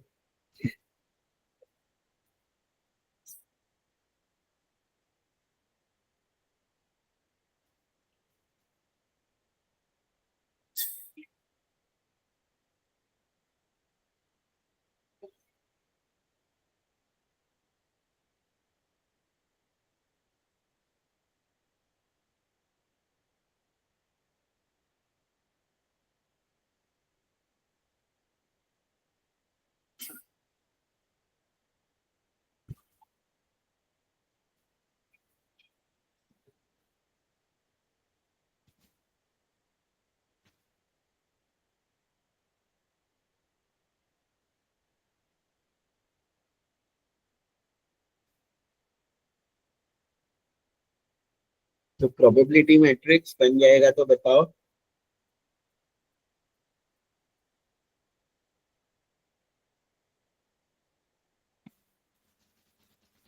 तो अभी कैसे किया है? प्रोबेबिलिटी मैट्रिक्स से किया है? नहीं, सर ने प्रोबेबिलिटी मैट्रिक्स से नहीं किया है, ये टेबल से किया है। इसको कंटिंजेंसी टेबल बोलते हैं। बट चलेगा ना कोई भी मेथड से? कंटिंजेंसी टेबल पहले बनाओ और फिर उससे प्रोबेबिलिटी मैट्रिक्स बनाओ, क्योंकि यहाँ जो है क्या लिखा है, यूजिंग कंटिंजेंसी टेबल। तो ठीक है, वो तो प्रोबेबिलिटी मैट्रिक्स वाला मेथड सिखाया है ना, कि नहीं सिखाया है? कि ये टेबल से ही डायरेक्ट बनाने बोला है, ऐसा कुछ तो नहीं है ना? Can anyone confirm? Sir table से ही बनाते थे अभी तक। ठीक है, बट वो प्रोबेबिलिटी मैट्रिक्स भी बनाओ, मतलब टेबल से ही हम प्रोबेबिलिटी मैट्रिक्स बना रहे हैं। तो तुम लोग को क्या करना है, पहले ये टेबल नंबर वाला बनाना है, उसके नीचे प्रोबेबिलिटी मैट्रिक्स बनाओ, तो रॉन्ग होगा ही नहीं, राइट? है ना? और मैंने तुम लोगों को बताया ही था लास्ट ईयर का पेपर भी, एक स्टूडेंट का, राइट, 24 का पेपर जो था, इसमें मैंने अपलोड किया नहीं है ना, वो भी मैं कर दूंगा ये वाला। और इसमें तो प्रोबेबिलिटी मैट्रिक्स बना के ही सॉल्व किया था, तो मार्क्स तो देंगे, राइट? यानी पहले देखो, वो नंबर्स ऊपर लिख देना है, कंटिंजेंसी टेबल, फिर प्रोबेबिलिटी मैट्रिक्स बना दो और फिर सॉल्व करो, राइट? ऐसे क्लियर है? तो प्रोबेबिलिटी मैट्रिक्स बन गया, तो ये बताओ, if a respondent is selected at random, what is the probability that the person is a male and prefers ordering dinner at the drive-thru? एक एक जन बताओ, 5 अलग अलग लोग बताओगे, पहला वाला कौन ट्राई करेगा? First one, who want to try? Sir मेरा एक्चुअली 14.5 आया था। फर्स्ट वाले का ना? ये कौन सा है वो बताओ मुझे। सर मेल एंड डिनर वाला है ना? कौन सा है ये? Male and dinner. Male and dinner, and word है इधर, तो ये इंटरसेक्शन है। तो Yes. इंटरसेक्शन यानी मेल एंड डिनर 29। तो अगर तुम्हें इससे भी बनाना है तो मेल एंड डिनर का इंटरसेक्शन है ये, तो 29/200। तो इधर हमारे प्रोबेबिलिटी मैट्रिक्स में 0.145 हम लिखेंगे, राइट? तो 0.145 परसेंटेज में कन्वर्ट करोगे तो 14.5। 14.5%। तो 0.145 और परसेंटेज में लिखना है तो वो भी दोनों लिख सकते हैं। ये तो सबको क्लियर है। सेकेंड वाला कौन ट्राई करेगा अभी सागर के अलावा? सेकेंड वन, ये कौन सा है? Given that the person selected is a female. Word है गिवन, तो ये कौन सा हो गया? गिवन है तो कंडीशनल प्रोबेबिलिटी। कंडीशन। तो यहाँ पे क्या निकालना है? Probability of. अगर तुम लिखोगे इसको तो कैसे Female लिखोगे? and she should be female and order breakfast. Probability of what? पहले क्या लिखोगे, उसको लिखोगे कैसे? मतलब मैं ये बोलना चाह रहा हूँ कि जब हम लोग ये लिखते हैं ना गिवन, तो इसको लिखोगे कैसे? जैसे PA/B लिखते हो, तो ए में क्या लोगे? फीमेल लोगे कि वो ब्रेकफास्ट लोगे? Female. कैसे आइडेंटिफाई होता है वो? नहीं sir, breakfast given that she is a female मतलब B/F आएगा। ब्रेकफास्ट का प्रोबेबिलिटी पूछा है और गिवन है कि वो फीमेल है, तो जो न्यूमरेटर गिवन है में वो राइट में आता है। तो प्रोबेबिलिटी ऑफ ब्रेकफास्ट/फीमेल निकालना, राइट? एंड वाला जो है वो न्यूमरेटर में आएगा, डिनर और फीमेल। नहीं, मैं वो नहीं पूछ रहा हूँ, पहले तो लिखो what गिवन I- के बाद वाला स्लैश के बाद आएगा। गिवन वाला स्लैश के बाद आएगा। मैं बोल रहा हूँ पहले तुम्हें ये लिखना आना चाहिए। जब भी ये कंडीशनल आता है तो प्रोबेबिलिटी A/B है, तो B क्या है? जो गिवन है, और A क्या है? जिसका प्रोबेबिलिटी पूछा है। तो मैं ये बोल रहा हूँ कि यहाँ पे गिवन क्या है? गिवन है फीमेल, और प्रोबेबिलिटी पूछा है ब्रेकफास्ट का, तो हमें जो ढूंढना है प्रोबेबिलिटी ऑफ ब्रेकफास्ट/फीमेल। तो न्यूमरेटर में तो तुम्हारा रॉन्ग नहीं होएगा, तुम ब्रेकफास्ट/फीमेल लिखो या फीमेल/ब्रेकफास्ट लिखा, तो न्यूमरेटर तो तुम्हारा दोनों का इंटरसेक्शन है। Numerator is the intersection of both. तो फीमेल इंटरसेक्शन ब्रेकफास्ट या ब्रेकफास्ट इंटरसेक्शन फीमेल, दोनों सेम ही है। लेकिन डिनोमिनेटर में क्या, किसका प्रोबेबिलिटी लेते हैं? जो गिवन है। गिवन फीमेल है तो डिनोमिनेटर में आएगा प्रोबेबिलिटी ऑफ फीमेल। तो इसका फॉर्मूला क्या आएगा? Probability of breakfast intersection female upon probability of female.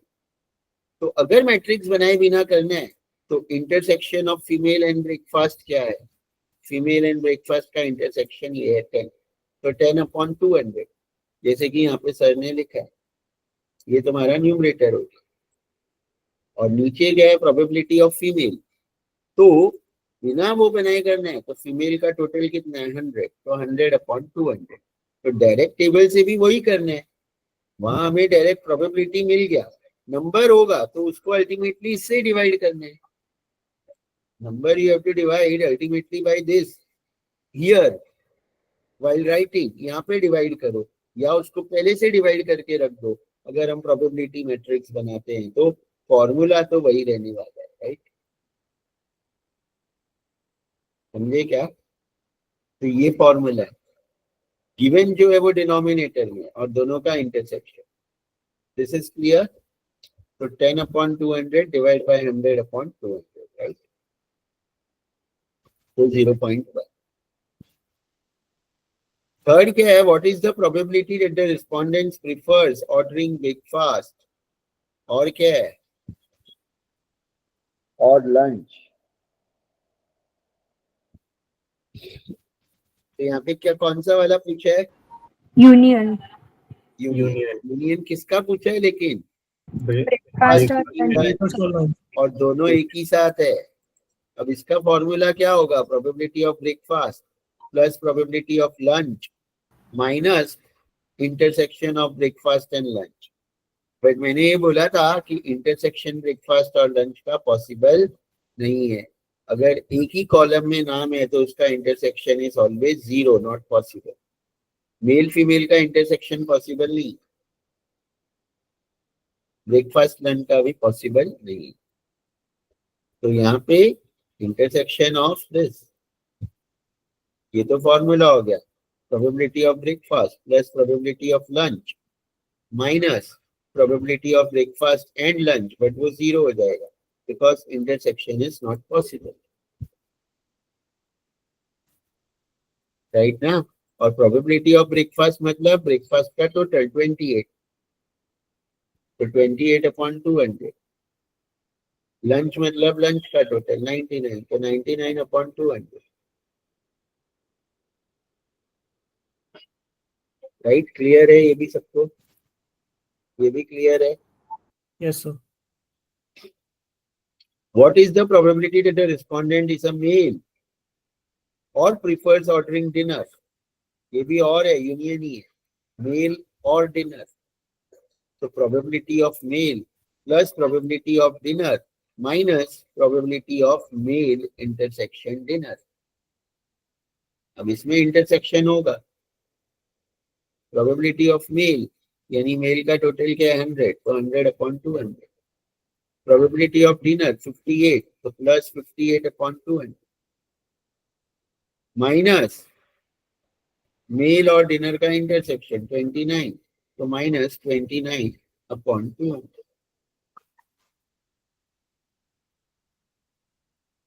Right? Clear है? And what is the probability that the respondent orders lunch and snacks at the drive through? Lunch and snacks, not possible intersection, that is not possible, तो 0। कोई भी दोनों एक में है तो that is not possible, right ना? Clear है ये? क्लियर है ना ये भी सबको? Any doubt? कोडिमंता, Chinmayi, Prakhar, No, sir. Sagar, Shikha, Sonam and विशाल।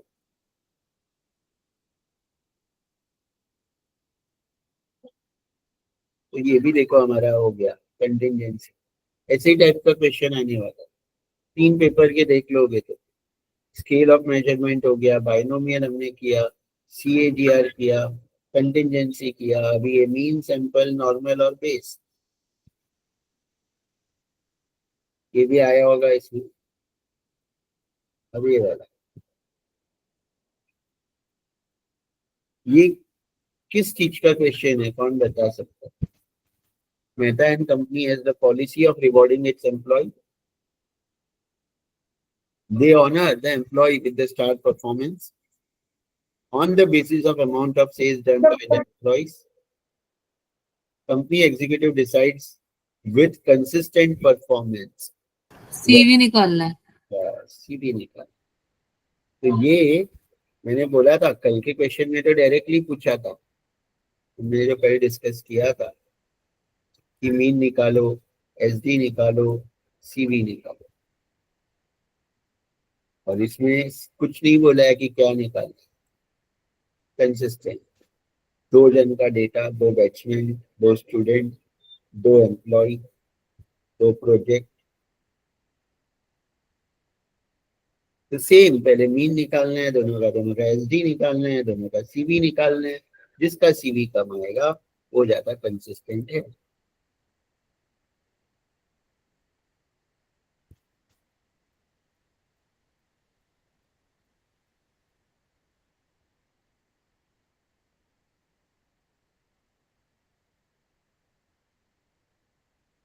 ये अरिथमेटिक मीन का फॉर्मूला है। स्टैंडर्ड डेविएशन सैंपल का ही लेना है, यहाँ क्लियरली लिख दिया इन लोगों ने, सैंपल SD।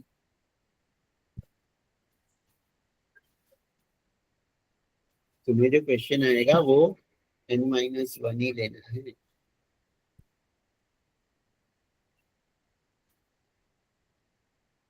और मैंने कल ही बताया कि ज्यादातर सैंपल वाले ही आते हैं, नहीं समझ में आता है तो सैंपल ही लेना।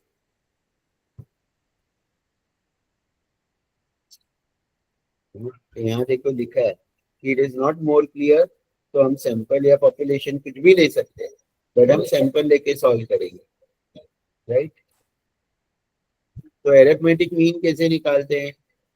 देखो यहाँ पे तो डायरेक्टली निकाल दिया है सर ने, पॉपुलेशन का भी निकाला है, बट पॉपुलेशन का मत निकालो, और दोनों में थोड़ा फर्क आएगा, राइट, वैल्यूज। ठीक है ना। अब ये पता है तुम लोगों को कि बताऊं एक सॉल्व करके, ये वाला सॉल्व करके चाहिए क्या? वहां पे डायरेक्ट आंसर्स है कि तुम लोग सेल्फ प्रैक्टिस करोगे। ये तो सबको कल बताया था ना मैंने एक फाइल में ऑलरेडी, इसमें था कि क्या क्या करने हैं। देखो यहाँ पे ये कॉलम्स बनाने हैं, यानी रवि का टोटल लेना है, मीन निकालोगे, वैसे ही इसका टोटल लेके मीन निकालोगे, फिर ये मेथड या ये मेथड से तुम वेरिएंस और उसका स्क्वायर रूट स्टैंडर्ड डेविएशन निकालोगे। तो ये तो कर लोगे प्रैक्टिस, ये तो सबको आता ही होगा, ये तो बहुत सारे सम हमने पहले भी डिस्कस किए है, राइट। ये किसी को नहीं आता है? ये विशाल, सोनम, न्यू स्टूडेंट्स, प्रखर, सागर, चिन्मयी, हाँ तुम लोगों को आता है सबको? करोगे ना प्रैक्टिस, सॉल्व करोगे? Yes. कर लेना ये सॉल्व, और अगर हाँ, सर। आंसर मैच नहीं होता है तो मुझे पूछना। और अभी CV किसका आ रहा है कम? रवि का आ रहा है, तो रवि ज्यादा कंसिस्टेंट है। Yes yes, any doubt? Sir question समझ नहीं सीवी वो ये आवाज क्लियर नहीं है। ये कंसिस्टेंट वर्ड पूछा है ना यहाँ पे, कंसिस्टेंट वेरिएबल। किसने अच्छा परफॉर्म किया? 2 बैट्समैन का स्कोर दिया है। और तुम्हें देखो अभी कैसे समझ में आएगा एक और, अभी तो क्योंकि तुम्हें पता है कि पेपर पैटर्न ये है, तो ये जितने भी क्वेश्चन आने वाले हैं ना, उसमें से ऐसे 2 का डेटा सिर्फ CV वाले क्वेश्चन में ही पॉसिबल है। अगर 2 लोगों का डेटा, 2 प्रोजेक्ट का डेटा, 2 स्टूडेंट का डेटा, 2 बैट्समैन का डेटा, या कुछ भी ऐसा दिया है X और Y, 2 प्रोडक्ट का सेल्स, तो वो CV वाला ही क्वेश्चन पॉसिबल है, उसमें मीन SD CV निकालना ही पड़ेगा, क्योंकि बाकी क्वेश्चन में डेटा ऐसे फॉर्मेट में होगा ही नहीं। क्लियर है Sonam? Sir in case shares या फिर म्यूचुअल फंड का आता है, तो अगर वहां पे पूछा है कि विच इन्वेस्टमेंट इज रिस्कियर, तो उस टाइम हम लोग को CV जिसका ज्यादा है वो रिस्कियर होगा। रिस्कियर पूछेंगे तो जिसका ज्यादा है। और यहाँ पे इसलिए देखो मैंने मेरे एक फाइल में 02 में वो ऑलरेडी लिखा हुआ है, और ये मैंने ऑलरेडी डिस्कस भी किया था, which project is more risky, ऐसा एक हमारे पास है क्वेश्चन जो मैंने डिस्कस किया था। तो जिसका ज्यादा है वो ज्यादा रिस्की होगा, कंसिस्टेंट जिसका कम होता है। तो उसके लिए ये जो फाइल नंबर 02 है, वो मैंने जब फॉर्मूला लिखा है वहां पे नीचे लिखा है कि if coefficient of variation is low, data is less variable, more homogeneous and more consistent. और रिस्कियर का एक हमने डिस्कस किया है कैसे, और वेरिएशन हाई है तो वेरिएशन पूछेंगे, तो क्या कोएफिशिएंट ऑफ वेरिएशन पूछ सकते हैं कि कौन सा ज्यादा वेरिएबल है। तो मोस्टली तो कंसिस्टेंसी और रिस्की ही पूछेंगे, बाकी कुछ नहीं आएगा। तो कंसिस्टेंसी के लिए वो है, और रिस्की के लिए जिसका ज्यादा है वो प्रोजेक्ट ज्यादा रिस्की है। ऐसा एक क्वेश्चन इधर है प्रोजेक्ट वाला, वो म्यूचुअल फंड शेयर्स वाला आ सकता है, 2 म्यूचुअल फंड के स्कीम वाला आ सकता है। ठीक है ना, क्लियर? Yes sir. तो ये भी हो गया हमारा, देखो स्केल, बाइनोमियल, ये 60 मार्क्स प्लस ये 15, 75 मार्क्स हो गया। अभी नॉर्मल और बेस बचा,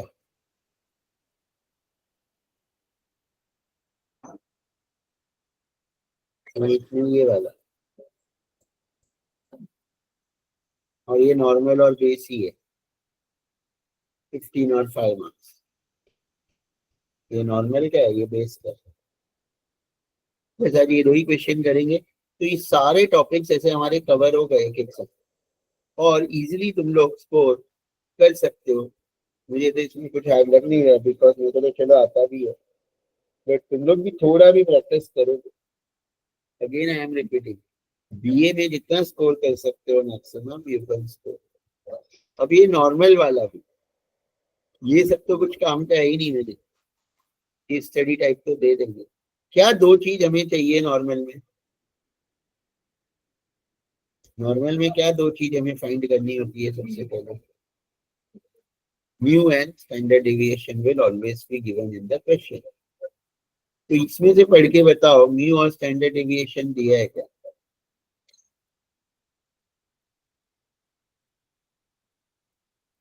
दिया सर म्यू और स्टैंडर्ड डेविएशन कितने हैं?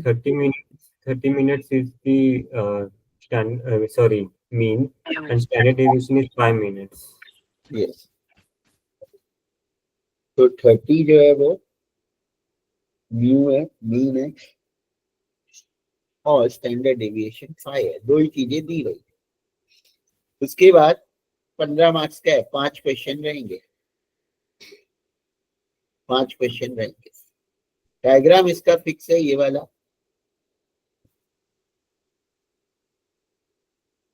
ये बना लेना है, 0.5 नहीं लिखना है।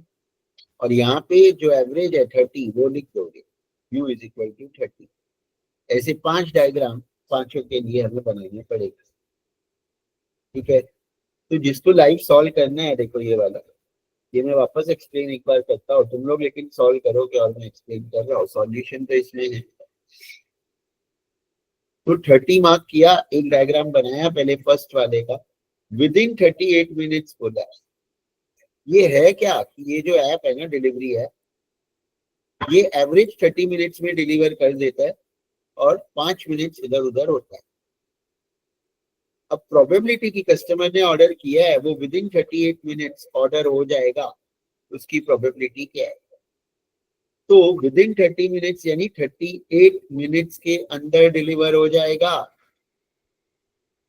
तो पहले तो ये डायग्राम बनाते हो तुम लोग, तो 30 तो यहाँ पे मार्क किया, तो 38 राइट में आएगा कि लेफ्ट में आएगा?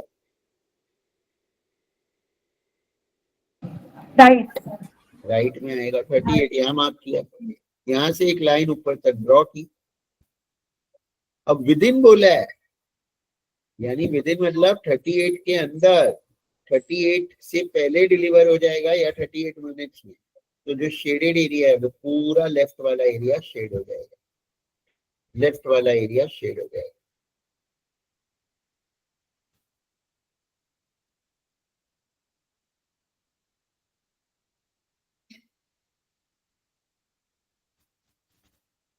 तो इसमें ये वाला देखो, ये वाला डायग्राम बनेगा ऐसे,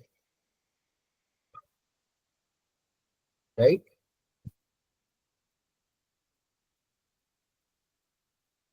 ऐसा डायग्राम भी बनाने हैं। अब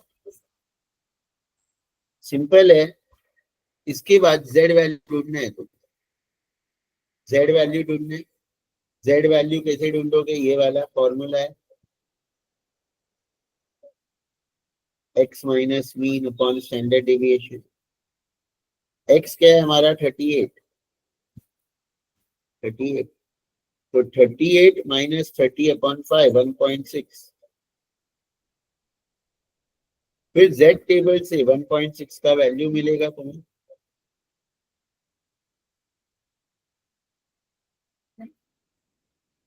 वन 1.6 और 0 ही लोगे तो 0.445। तो जो सर ने यहाँ पे लिया ही है। और जब भी एक साइड पूरा शेडेड है, ये होता है 0.5।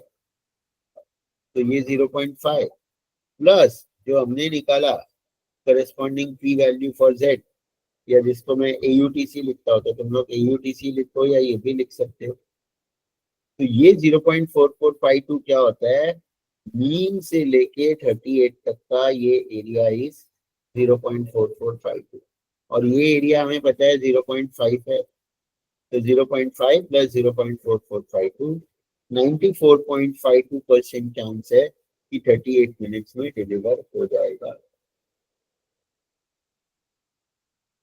क्लियर है ये सबको? क्लियर है?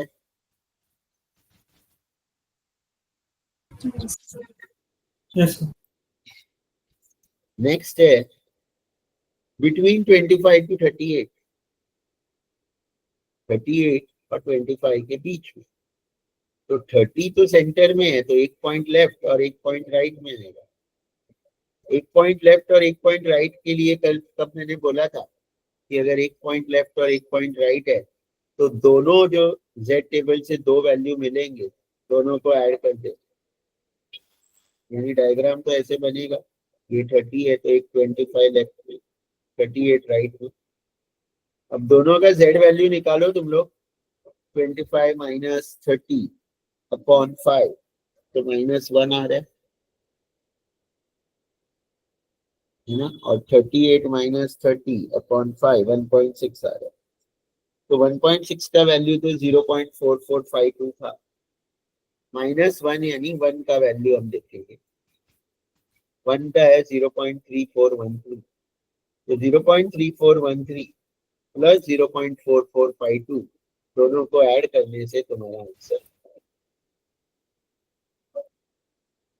जब भी बिटवीन बोला है और एक पॉइंट म्यू के लेफ्ट में है और एक पॉइंट राइट में है, तो दोनों AUTC को या दोनों करस्पॉन्डिंग की वैल्यू फॉर जेड को ऐड करने हैं,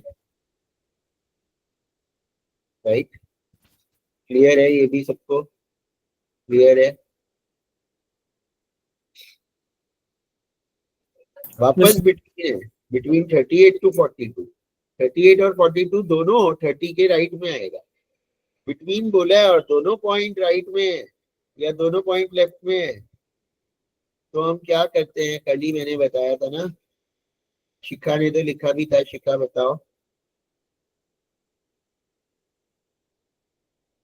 या बाकी किसी ने भी सुना था, वो भी बनता, दोनों पॉइंट राइट दोनों पॉइंट लेफ्ट, तो क्या करेंगे, दो हमें टेबल वो वैल्यू कल वाला बोल रहे हो ना? हाँ हाँ, जब कर्व के दोनों तरफ, मतलब ये दोनों पॉइंट अगर राइट साइड या लेफ्ट साइड में है शेडेड एरिया, तब माइनस करेंगे, अब higher higher AUTC minus lower करेंगे। जब ऐसे बीच में आते हैं दोनों, तो मतलब एक सेंटर, एक लेफ्ट में एक राइट में, तब दोनों को ऐड करेंगे, और जब एक्सट्रीम्स कॉर्नर में तब 0.5 से माइनस करेंगे, जब एक साइड दिया और पूरा शेड हुआ है उसमें 0.5 से प्लस करेंगे। यस, ठीक है, तो ये वाला तो हमने ऐड किया और ऐसा रहेगा, तो अभी दो वैल्यू तुम्हें मिलेंगे, एक 38 का एक 42 का जेड टेबल से, है ना, तो दोनों का डिफरेंस लेना है, तो 38 का तो 0.4452 है और 42 का आएगा 2.4 और 2.4 का जेड वैल्यू है 0.4918, तो 4918 में से 0.4452 माइनस करना है, गलती से ये प्लस लिखा है यहाँ पे, ये माइनस कर, ठीक है ना, आंसर राइट है ये वाला, बट यहाँ खाली साइन गलत है। तो जब भी दोनों पॉइंट एक साइड है, higher value that we got from the Z table, जिसको मैं AUTC बोलता हूँ, minus the lower AUTC। Clear है ना ये भी? तो इतने ही स्टेप है, ये 3-3 मार्क्स का आएगा, ऐसे 5 आएगा 15 मार्क्स के लिए, 3-3 मार्क्स, और एक रिवर्स आएगा, क्लियरली लिखा ही है, all kind of probability calculation using Z table and also reverse calculation for value of x। 20 marks का आने वाला है तुम लोगों को, तो 5 आएंगे, तो फिर 4-4 मार्क्स का एक,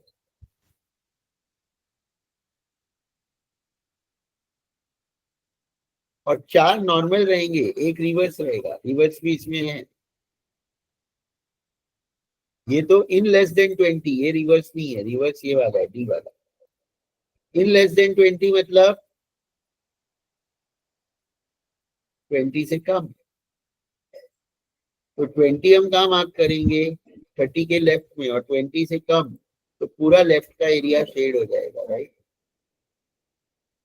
तो ये वाला 20 यहाँ किया तो एक्सट्रीम लेफ्ट वाला है, तो जो भी हमारा टेबल वैल्यू होगा 0.5 में से माइनस करो। तो पहले z वैल्यू निकालना है, x माइनस म्यू, तो 20 minus 30 upon standard deviation which is 5, तो -2 का z वैल्यू 0.4772। ये जो z वैल्यू मिला ये इस एरिया को रिप्रेजेंट करता है from new to this point, और टोटल 0.5 है ये, शेडेड एंड अनशेडेड, और उसमें अनशेडेड 0.4772 है। तो एक्सट्रीम राइट या एक्सट्रीम लेफ्ट में शेडेड है, तो 0.5 में से वो AUTC जो करस्पॉन्डिंग P वैल्यू है वो माइनस करेंगे, तो तुम्हारा आंसर आ जाएगा। अब D वाला,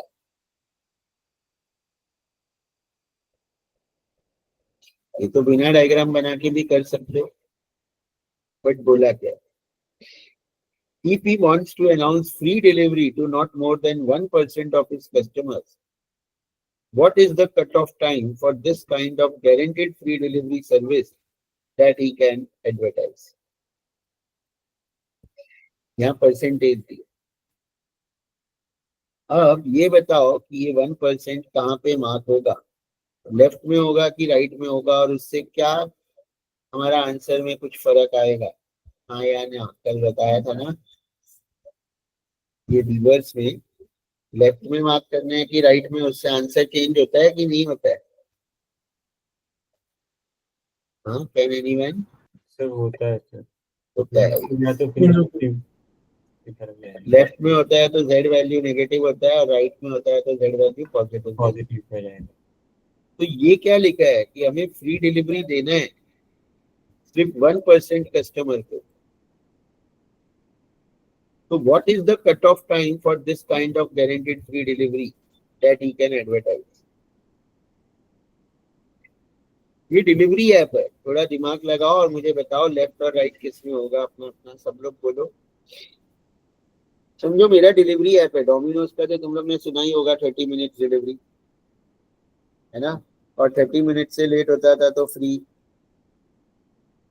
तो इसको भी फ्री देना है, लेकिन 1% लोगों को ही देना है, और इसका एवरेज 30 मिनट्स है। तो ये 30 से कम वालों को फ्री डिलीवरी देगा कि 30 से ज्यादा वालों को फ्री डिलीवरी देगा? 30 से ज्यादा। 30 से ज्यादा। 30 से ज्यादा वालों को देगा ना? यस। इसमें तो लॉजिक सिंपल है। तो अगर मैं 1% लेफ्ट में मार्क करूंगा तो ये तो 30 है, लेफ्ट में मार्क किया मतलब मैं क्या बोल रहा हूँ, जो 10 मिनट में भी जिसको डिलीवर कर दिया उसको भी फ्री डिलीवरी दे रहा हूँ। तो इसमें 1% यहाँ मार्क होगा, यानी यहाँ अब वो कितनी मिनट्स होगी वो तो हमें निकालना है, वो निकालना है कि इससे लेट हुआ तो फ्री। तो 1% क्यों राइट में आएगा, समझ में आया इसमें? बिकॉज 30 तो एवरेज है, तो एवरेज से कम का गारंटी तो मैं दूंगा तो मुझे लॉस हो जाएगा। वन क्या, आधे से ज्यादा लोग मुझसे फ्री में ही ले लेंगे माल। तो यहाँ 1% राइट में मार्क होगा, ठीक है? बस। तो वो राइट में है लेफ्ट में है, डायग्राम बनाओ या मत बनाओ, खाली याद रखना है। अगर राइट में है तो z को पॉजिटिव लेंगे, लेफ्ट में है तो नेगेटिव लेंगे। बिना डायग्राम बनाए भी सॉल्व तो कर सकते हो। सबसे पहले क्या करना है, जो भी परसेंटेज दिया है उसको 0.5 में से माइनस कर दो। तो 0.5 में से 0.01 माइनस करेंगे तो 0.49 हमें मिलेगा। 10% दिया है तो 0.5 माइनस 0.1, 5% दिया है तो 0.5 माइनस 0.05, 3% दिया है तो 0.5 माइनस 0.03। ये हमेशा फर्स्ट स्टेप है। तो 0.49 कैसे आया, सबको क्लियर है? 0.5 में से 0.5 is by default. You have to subtract the percentage given. अब ये 0.49 तुम्हें Z टेबल में ढूंढना है, ये बीच में ढूंढना है, बीच में 0.49 कहाँ पे है बताओ मुझे, कहाँ पे 0.49 के सबसे पास वाला वैल्यू तुम्हें मिलेगा, कहाँ से मिलेगा 0.49? 2.3 के लाइन में हाँ जो सबसे पहले वाला 0.4901। 0.49 है वो ये है, यस और सर। एग्जैक्ट अगर हमें 0.49 चाहिए तो वो इन दोनों के बीच में है ना, राइट।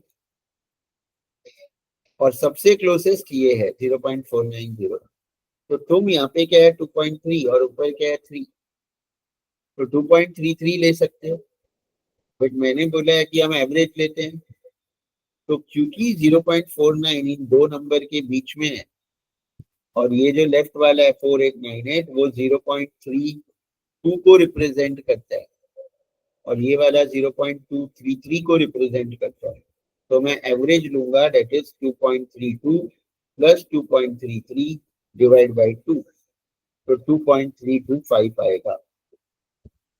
तुम लोग जो क्लोजेस्ट है 0.23 ही ले सकते हो, तो सर ने भी यहाँ पे वो 0.2325 कैसे लिया, क्लियर है?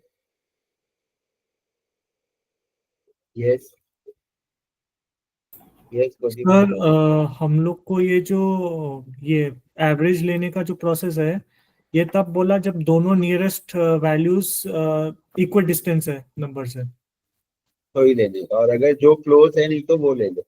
हाँ मतलब अगर यहाँ पर ये 4899 होता तो तो एवरेज। हम एवरेज लेते, बट वो 4901 ज्यादा क्लोज है, तो 4901 वाला हम 2.33 ले लेंगे, राइट। हाँ हमें ये बोला है। ठीक है, तो वैसे फॉलो करो, तो जिसको भी वैसे बोला है वैसे ले लो कि जो भी क्लोजेस्ट वैल्यू है 0.49 का वो तुम लोग ले लो, और अगर दोनों सेम इक्वल डिस्टेंस है, ये 4899 होता तो इसका भी डिस्टेंस 0.0001 होता और इसका भी 0.0001 होता, तो एवरेज लेंगे, राइट। बट इसमें डिस्टेंस 2 है और इसमें 1 है, तो ये ज्यादा क्लोज है, तो 2.33 लेके भी सॉल्व कर सकते हो, राइट। 2.325 या 2.33। अब z वाला फॉर्मूला यूज करना और इसमें x हमें फाइंड करनी, z पे वो जो वैल्यू मिला 2.33 या 2.325 वो लोगे, इज इक्वल टू x ढूंढना है minus mu upon standard deviation, और ये z हमने पॉजिटिव लिया क्योंकि मैंने बोला हमने राइट में मार्क करेंगे 1%, लेफ्ट में मार्क होता है तो ये -2.33 या -2.325 लेंगे, तो x का वैल्यू अलग आएगा। तो हम गारंटी दे सकते हैं कि 41.625 मिनट से अगर लेट हो रहा है तो हम 41 मिनट्स का गारंटी दे सकते हैं क्या, क्योंकि ऐसे तो कस्टमर को बोलेंगे नहीं ना 41.625, हमारा 30 मिनट्स एवरेज है बट 41 मिनट से लेट होता है तो फ्री बिल, और 41 से लेट सिर्फ 1% चांस है कि लेट होगा, तो 41.625 is your cut-off time to announce free delivery. Clear है ये वाला भी सबको? Any doubt in this? Clear?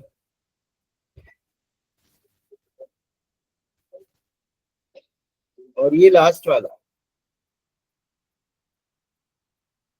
ये तुम लोग बताओगे अभी मुझे, ये तो देखो कल ही मैंने भी बताया था, पास पेपर्स में हमने सॉल्व किया था,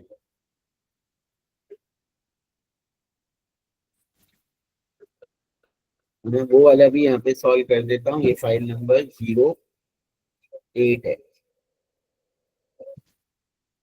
बट तुम लोग भी इसको ट्राई कर सकते हो।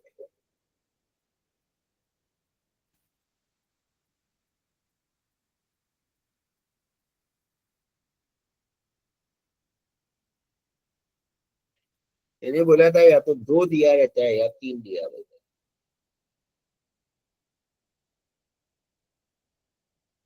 यहाँ पे 3 दिया, the probability of all scenario. यहाँ क्या दिया, analyst working on various investment options, तो नॉर्मल, डिक्लाइनिंग या ऑप्टिमिस्टिक मार्केट में ये रिटर्न मिलेगा, तो हमें क्या करना है,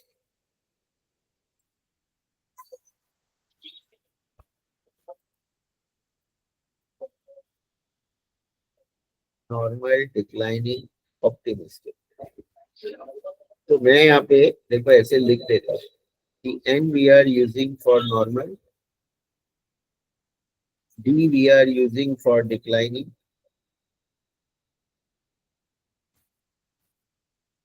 and O we are using for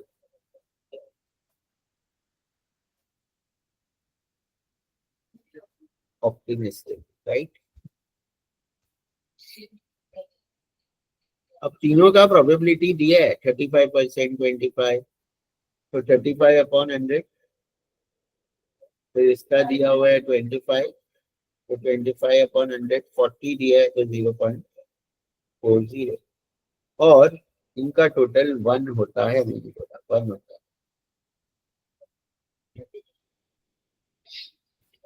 अब यहाँ पे कंडीशनल भी दिया हुआ है। The analyst has also been able to ascertain the probability of return under each of these scenarios. Under the normal scenario, probability of registering a good return is 12%. मतलब अगर normal scenario है तो अच्छा return मिलेगा, उसकी probability 12% है। Whether the declining scenario में good return की प्रोबेबिलिटी 3% है,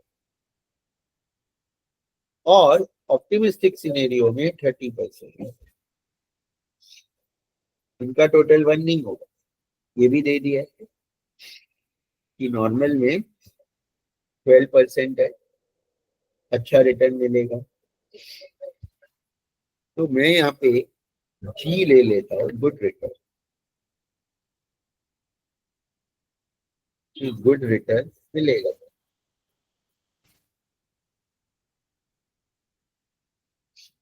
राइट, अब मैंने क्या किया, इंटरसेक्शन निकाला। इंटरसेक्शन कैसे निकाला? ऑब्वियसली ये दोनों को मल्टीप्लाई करके 0.35 इंटू 0.12, 0.25 इंटू 0.03, 0.4 इंटू 0.3, और इसका टोटल दिया। और ये जो इंटरसेक्शन का टोटल आएगा, ये हमारा प्रोबेबिलिटी ऑफ जी हो जाता है, यानी probability of good return is the total of the intersection.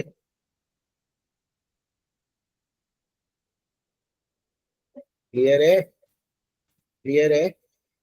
Yes sir. और अब ये क्या हो जाता है तुम्हारा, ये जो आएगा, तो ये कैसे आया 0.42 डिवाइड बाय दिस,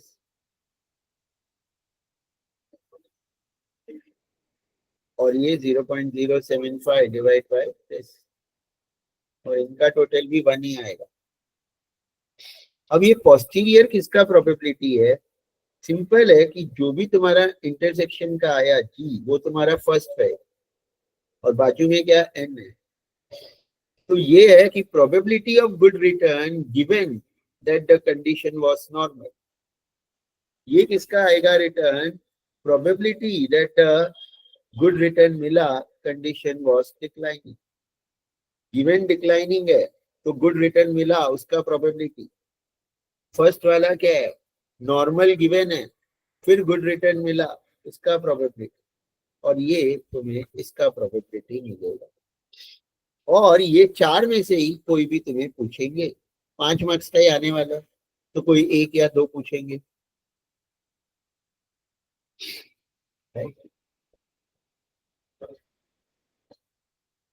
अगर तुम्हें पूछेंगे कि प्रोबेबिलिटी ऑफ गुड रिटर्न, यहाँ पे क्या पूछा है पहले देख लेते हैं कि if it has been given a good return, what is the probability. अच्छा, it was from a normal scenario, sorry मैंने उल्टा लिख दिया। तो ये लोग कैसे पूछेंगे तुम्हें उल्टा, n/d ये जो हमें मिलेगा, और ये हमें d/d,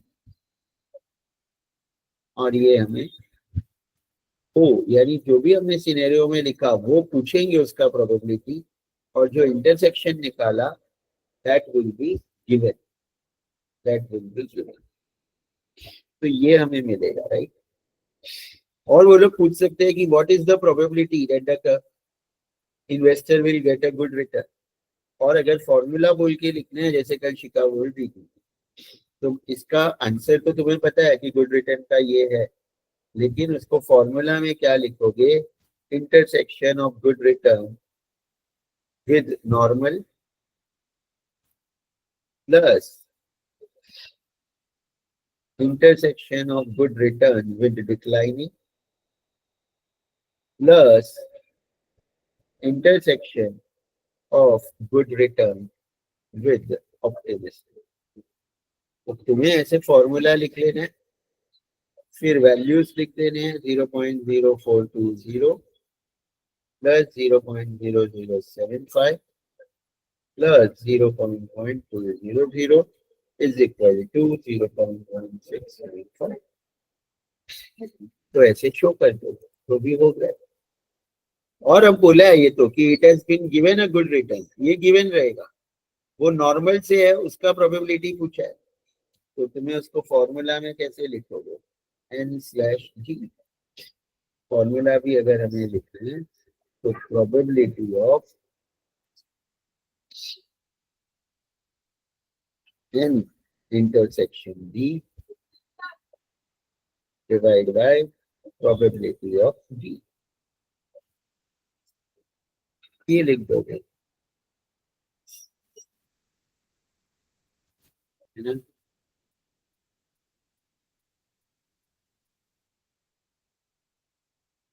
बस अब इसका वैल्यू तो हमें पता ही है, n/d का वैल्यू है 0.420 डिवाइड बाय 0.1695, वही हमने यहाँ पे किया है, तो दैट इज 0.2478। वैसे ही डी का पूछा है या ओ का, यानी if it has been given a good return what is the probability it was from a declining scenario, तो ये आंसर है। तो खाली यहाँ पे डी लिखना, यानी 0.0075 अपॉन दिस। ऑप्टिमिस्टिक का पूछेंगे, 5 मार्क्स का आएगा तो एक ही पूछेंगे, देखो ऐसे ही।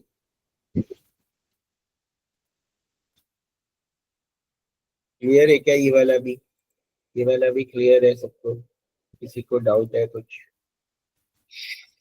तो ये 23 के पेपर में ये ऐसे आने वाला है तुम लोगों को, 1 2 ये क्वेश्चन, 3 ये 4 ये 5, ये वाला नहीं आएगा, 8 छोड़ देना, 7 छोड़ देना, 6 छोड़ देना, 5 और 4 आ सकता है आएगा, 3rd भी छोड़ देना, 2 भी छोड़ देना, 1 वाला बाय।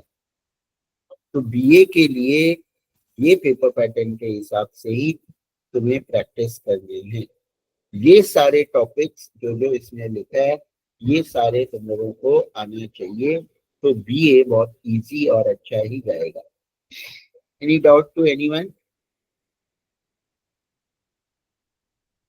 सर वो कंपेयर्ड विद